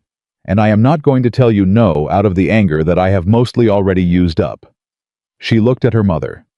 What I can tell you is that I am not damaged. I am not broken. I am not the sum of what you took from me. I am the sum of what I have built, and what I have built is considerable, and you do not get credit for that, but you also do not get the outcome you were afraid of. You did not succeed in making me nothing. Veronica Holloway looked at her daughter. Her eyes were wet. She did not let them spill. She held herself together with the particular discipline of a woman who had held herself together through everything, including things she should have let fall apart. No, she said quietly. I did not succeed in that. That is the most honest thing you have ever said to me, Rosalie said. Something moved through Veronica's expression. Grief, maybe. The particular grief of seeing clearly too late. Will you let me come again? Veronica asked. I am not asking for forgiveness. I am not asking for what I lost. Just. She stopped. I would like to come again. Rosalie thought about it. She genuinely thought about it the way she thought about all important questions, finding the edges, testing the ground. Yes, she said finally. You can come again, but you come on my terms. You speak to me as an equal. You do not comment on my size or my choices or my husband. And you understand that I will not let you back into a position where you can manage me. I understand, Veronica said. Good, Rosalie said. She refilled her mother's coffee cup. They sat together in the kitchen that Rosalie had made her own at the table in the right position, and they were not yet healed, and perhaps they would never be fully healed, and that was the honest truth. Of some damage it does not restore. It converts, becomes something different that you carry differently, and the carrying of it changes you in ways that can be, if not good, then at least useful. Rosalie was useful. She had always been useful. Now she was useful on her own terms. The summer of 1884 came to the Montana Territory with the particular confidence of a summer following a hard winter, as though the season itself understood that it had something to prove. The valley was green in early July, in a way it had not been the previous year. The cattle on Ravenwood's eastern ridge were fat and plentiful. The ranch hands had been joined by 2 new men good workers that Hector had recruited, and that Rosalie had fed her first evaluation of before Caleb made any employment decision, because she had an instinct for character that Hector had told Caleb in her hearing was better than any instinct he had encountered in 30 years of ranch work. Caleb had said without looking up from what he was doing, I know, I married her. Hector had made the sound that served as his laugh. On a Saturday in late July, almost exactly 1 year from the day Caleb had carried a basket through the alley in Willow Creek, Rosalie stood in the yard of Ravenwood Ranch in the morning sun and looked at the valley spread out around her and understood that she was happy. Not relieved, not surviving, not enduring. Happy. It was a quieter thing than she would have imagined. She had thought as a girl that happiness would be loud, that it would announce itself, would be unmistakable and overwhelming when it arrived. Instead, it was this standing in a yard that was hers on land, that was safe in a life she had built herself from the materials available, which had included a taciturn rancher with dark eyes and a pantry stocked like someone was expected to live, and 6 women who rode out on a March Saturday, and an old man named Amos, who said acceptable in the voice of someone awarding a medal, and a 19-year-old girl named May, who went home to her family with a piece of paper in both hands. It was also, she realized, the bread crust in the apron pocket. Because the girl who had hidden that bread crust was the same woman standing in this yard, and the hiding of it had been the last remnant of the survival that had shaped her, and everything she had built, since had been built by someone who knew down to the bone what it cost to be without, and that knowledge had made her better at building for others than any amount of comfort could have done. Her mother had tried to make her nothing. Instead, she had made her someone who understood exactly what nothing felt like, and refused to let anyone around her experience it if she could prevent it. Caleb came out of the barn and walked across the yard to her and stopped beside her and looked at the same valley she was looking at. "You are thinking," he said. "I am always thinking," she said. "You are thinking about something specific." She smiled. He had learned to read her the same way she had learned to read him, in the particular accurate way of people who pay attention to each other without requiring performance. "I am thinking," she said, "that this is a good life." He looked at her. "Yes," he said. "It is. I am thinking that a year ago I was standing in an alley apologizing for being in it." "I know," he said. "I am thinking that the distance between that and this—" She stopped. She found the right words carefully. "It is not a distance I can fully explain.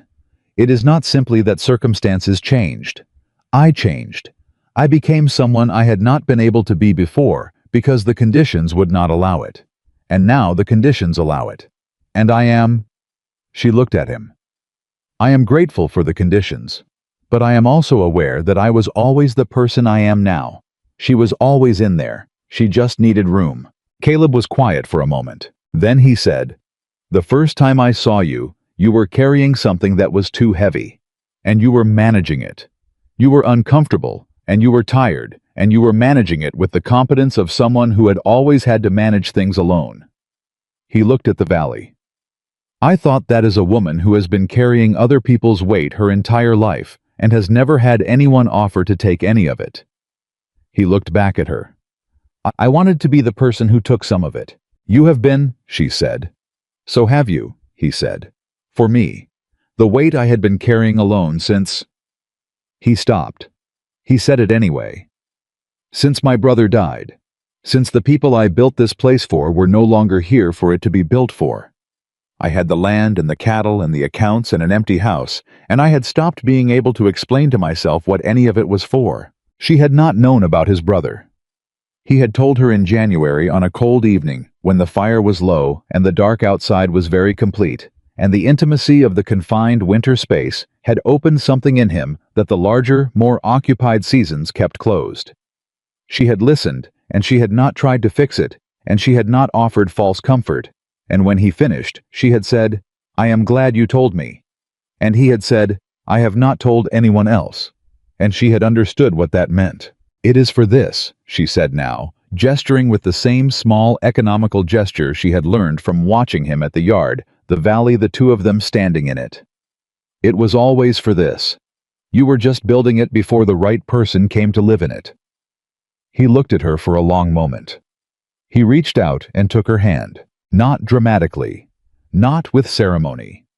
Just took it the way a person reaches for something that belongs to them naturally and without thought, which was itself the whole story.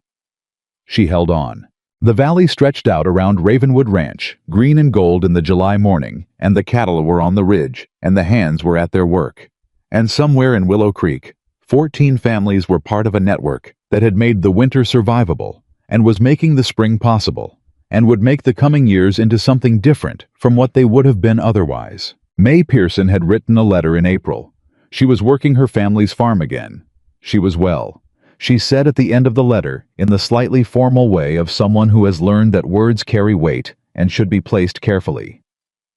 "I did not know that someone would come. I had stopped believing anyone would. Thank you for coming." Rosalie had read that letter 4 times, and then put it in the green book with the gold embossed title between the pages where she had pressed a sprig of sage from the Ravenwood yard, and she kept it there, because some things should be kept where you can find them. She had been the girl who stopped believing anyone would come. She was now the woman who came. Those 2 things were the whole story, and the whole story was this: a woman who had been told she was nothing discovered in a kitchen, with the table in the right position, and a pantry stocked like someone was expected to live, that she had always been everything. And once she knew that not even a valley full of people who had decided otherwise could take it back. Ravenwood Ranch stood on its land. It would keep standing. The woman at the center of it would make sure of it, not because she had to, not because she was afraid of what happened if she did not, but because she had chosen this life with both eyes open on a July morning when a man offered her his hand without demanding anything in return, and a choice made that freely and that deliberately does not waver. Rosalie Whitlock of Ravenwood Ranch had been starved of food, and starved of kindness, and starved of the basic human knowledge that she deserved to take up space in the world. And she had survived all of it, and built from it, and become from it, something that no amount of cruelty had managed to prevent, because the person her mother had tried so hard to keep small had turned out in the end to be exactly the size the valley needed.